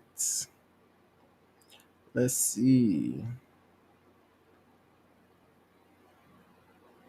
No matter how you want to quote it, there is no justification for Ehenacho's inclusion. It is tough to defend. That's what Remy Ali is saying. Adel Kuku says we don't have a natural attacking midfielder. That's the excuse we give to keep inviting the same players and loads of defensive midfielders for must-win games. Why not call Akin Somiro? If Akin Samiro is here, it's still the same conversation we'll be having. It's still the same conversation we'll be having. Femi says, I was at the National Stadium as a primary school pupil with my big brother the day Samakoraji died, and I almost got squeezed in the Stampede, 1989. Femi, you're my egbon. You don't try. Shout out to you. 1989. They never even know say they go bomb me by that time. It was far, far, far away. Shout out to you. Thank you for joining, sir. I have to call you sir because you're my you're my ego.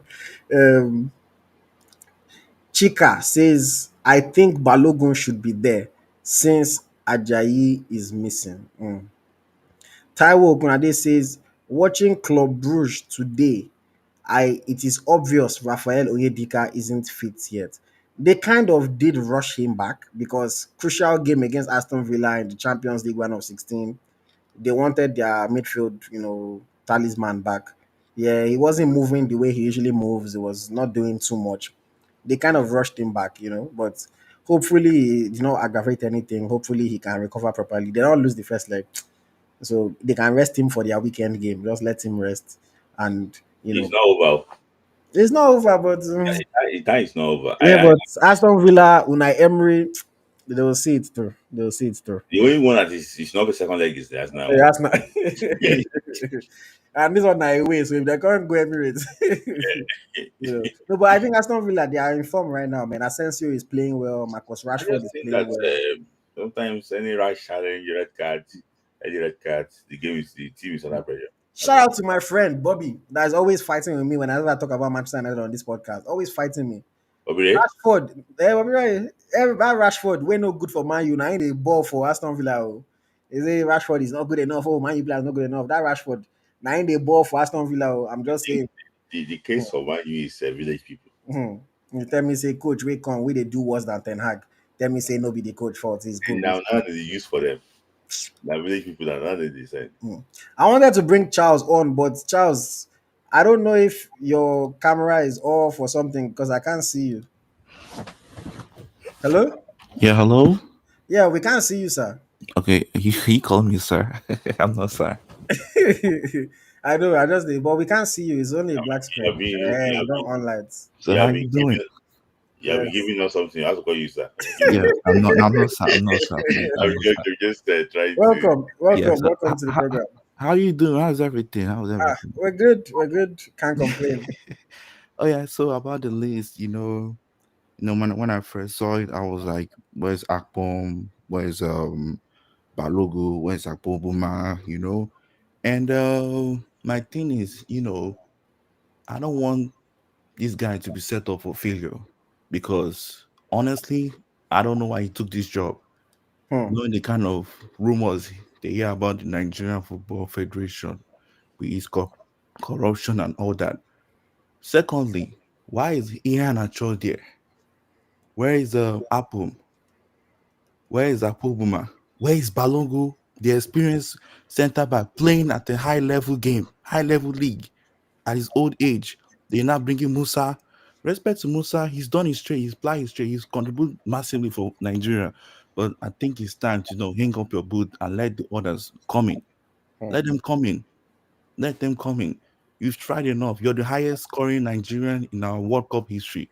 That's something that you can hold to your chest and be like, oh yes, I did this for my nation. But step down, let someone take over. Because we have a Demona Lukman, he's informed. And my thing is, I want us to qualify for this World Cup because all of them are in their prime. Osimhen, Lukman, Aina, even Iwobi is coming up, even Ndidi is kind of like getting his prime because if you were paying attention in the first season, he was assisting until that injury, that setback. He was leading the assist charge. All of them are in their prime. Maresca changed in Didi's style. Huh?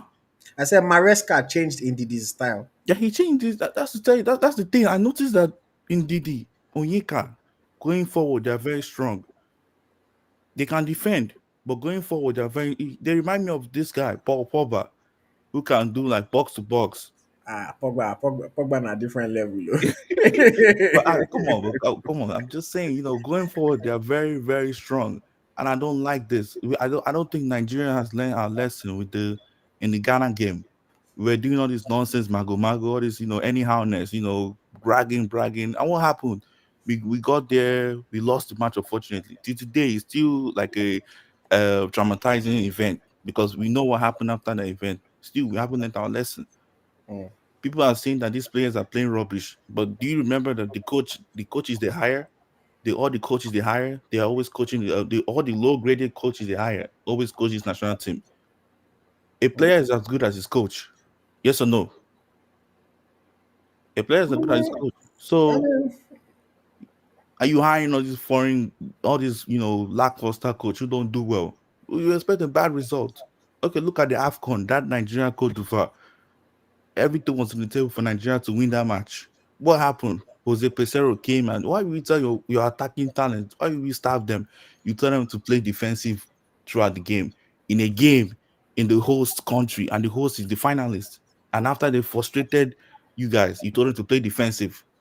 That was a very bad tactic. I was expecting Nigeria to do the job and win that game. hmm, I think is the thing is that my own is Lechel. I want him to do well. If we can get 6 points, we can stop Rwanda. hmm, We'll be on South Africa and Benin. But please, God, please let that man find favor. hmm, Musa should step down. He has to step down. You are blocking people's shine. You're stopping people. Step down. Give way. Baba, you don't try. hmm, You are a legend in Nigerian football. 4 goals in Nigerian World Cup history. Nobody can take that from you. But step away from limelight, from the spotlight. Because if Nigeria don't go for this 2026 World Cup, everything is gone. hmm, We've lost a golden generation that was going to exceed expectation. hmm, All those dual Nigerians who don't want to even represent us again. hmm, Everything will fall apart if Nigeria do not qualify for this 2026 World Cup. hmm. If they don't, because even our legends, even our players will they'll feel the impact. They will say you Osimhen, you that did not win come to World Cup. How do I know you're the best striker? Because as I'm talking to you now, Osimhen, the best informed striker is between Osimhen, Haaland, Isak, and this guy, Victor Gyökeres. But I keep telling you, I said Osimhen is better than Haaland. It's not because I'm African or Nigerian. I said no, Osimhen is what he brings to the table. Haaland cannot do it. Haaland is in Man City. Let You Osimhen did go. not you did not add Mbappe. And then Mbappe is more like a left winger. He's I just mean, like he's playing nine for Real Madrid yeah, now. he had to adapt. He had to, but no, that's what it means to be a world class player. You adapt. You feel me? And some of them, some of our players cannot adapt. I see no reason why. I keep saying to myself, what is Ian Acho doing here? Ian Acho that was killing it in under 17, killing it in Nigeria. And I look at him now; he's a shadow of himself. He cannot run. He cannot kick. He's busy being a skip maker. His tummy is puffing out. He went to La Liga. La Liga, you cannot dominate La Liga. You went to the championship, you cannot even play ball. It's sad. Mm, It's sad and annoying. Iheanacho should not be there. He should not be there. Musa should not be there. Those two need to go. mm. Because if Nigeria don't qualify for this World Cup, it's gonna pain everybody. It's gonna It become is. way worse. Mm, It's gonna become way worse. I know what I'm saying. Because all those the one Nigerians, all of them, they will not want to come and represent us. I was watching a video. They were asking Lukman, what trophy do you want to win the most? Lukman said it's the World Cup. I'm like, wow, you want to win the World Cup with Nigeria? I said, okay, fine. Granted, it's possible. But looking at our federation, they are not serious. They don't love football like we do. They don't see football as business. mm, They see it as more like their personal interest, and it's affecting everybody.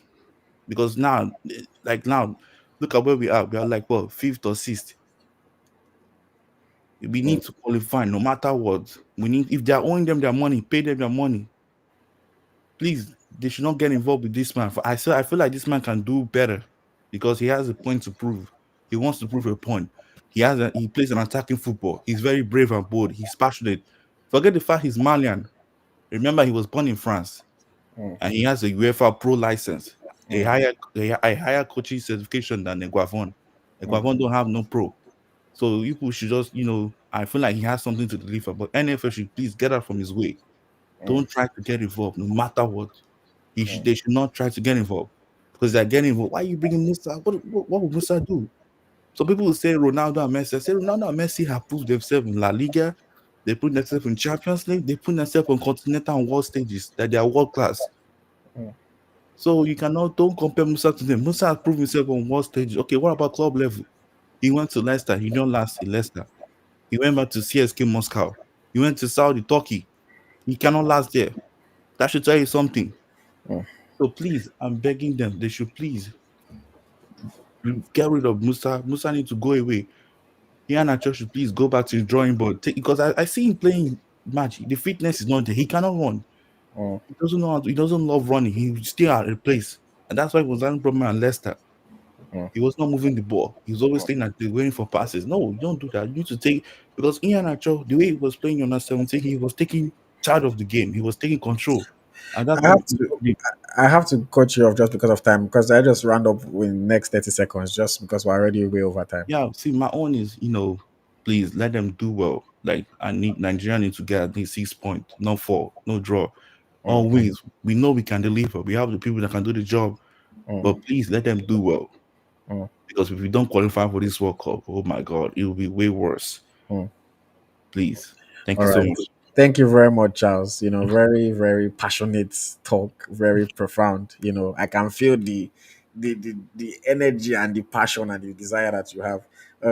And say me, I've always said this thing. See, if you guys are not aware, my birthday is this month.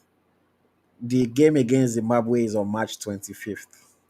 My birthday is March 26th. So Super Eagles no spoil my birthday. No be say I will now be sad entering into my birthday. Even we should not spoil my birthday.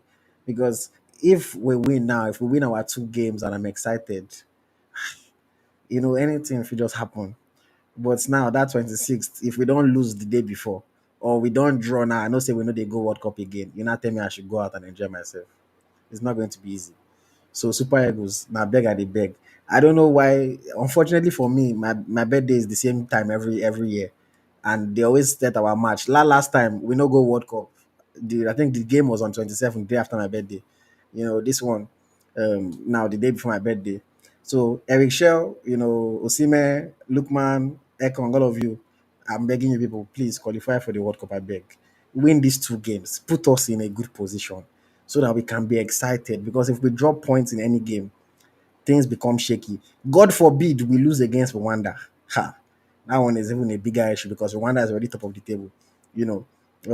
But I mean, I'm looking forward to it. I'm looking forward to it, and I think it's going to be an exciting time. The players are pumped up. It's all about how they can go and deliver on the field. But yes, guys, we are way over our time. But it's been an exciting conversation. I know that, of course, people have a lot to say about the Super Eagles. When the list is trimmed down to 25, Come we'll talk again. about it again. Yeah, We'll still do a preview for the Rwanda game. We'll do a preview for the Zimbabwe game, yeah. and we'll talk about whatever other thing is happening in the world of Nigerian football. But for today, we have to wrap up. I want to say thank you to everyone that has engaged with us. Thank you to everyone that has watched, that has commented, that has liked the video, that has shared. And if you are watching on replay or if you are listening on Apple Podcasts or Spotify, thank you very much. Apple Podcast guys, let's go up in the rankings. Take us into the top 10. Take us into the top 5. Shout out to everybody in Niger, in Cameroon, in Libya, in Nigeria that's listening to the podcast. I appreciate you guys. Without our audience, we know if we just they do podcast, they talk to ourselves. Without the audience, there will be no pod. So I really appreciate you guys. If you want to shop merchandise, visit eaglestrackershop.com. You can get high quality merchandise over there. And I've already started talking to our designers. We're trying to design some good new merch for the AFCON in December. We're trying to design new merch if we qualify for the World Cup. But for now, you can check out eaglestrackershop.com to get your merchandise. You can also just, if you are watching this, you can scan the QR code that is on your screen. And of course, the price on the screen is shown in dollars, but you can convert it into any currency in any country that you are in the world. Smedlai, any final word from you before we wrap up today? Yep, but well done to our listeners, for staying with us up to to this time. It is around like almost 2 a.m. in Nigeria, but people still here with us. We are DVG with us. Thank you guys for being there. Mm, Yeah, I really appreciate all of you. We appreciate you so much. mm. Somebody said IoT, just chop cake when you're sad. No sadness, we birthday cake, no fit cure. Eh, Uh, yes. yeah, Thank you very much, guys. Thank you very much. This has been the Niger FC podcast. Once again, another fantastic episode, fantastic conversation, and we'll see you again same time next week. next week. Yeah. Before we go, sorry, just before we hop off, I have an interview coming up with Lekki James. Lekki James is a player who has had, a very, I would say, the best way I'll describe it is an interesting career journey, playing in Europe, playing in Asia, coming back to Europe. He's been out um, for a number of almost 2 years now with an injury that he suffered playing in Turkey. And the interview is going to be live on the channel on Friday. Um, so check that out. It's going to be an interesting one. But yes, please, guys, make Yeah. sure you check that out. I think I'll play the trailer on Smith Lai show on Friday. Um, but yeah, it's going to be an interesting one. And then of course I've been talking about it. Look forward to the interview with Leon Balogun. I'm going to speak to him pretty soon. I was hoping that he'll get called up and we'll talk about it, but now we have to talk about him not getting called up. So it's going to be an interesting one, and then lots of other conversations to come in the future. Once again, thank you very much. My name is Ayoti. My co-host is. Smith Lai. Thank This you very has much. been the Niger FC podcast. Bye bye.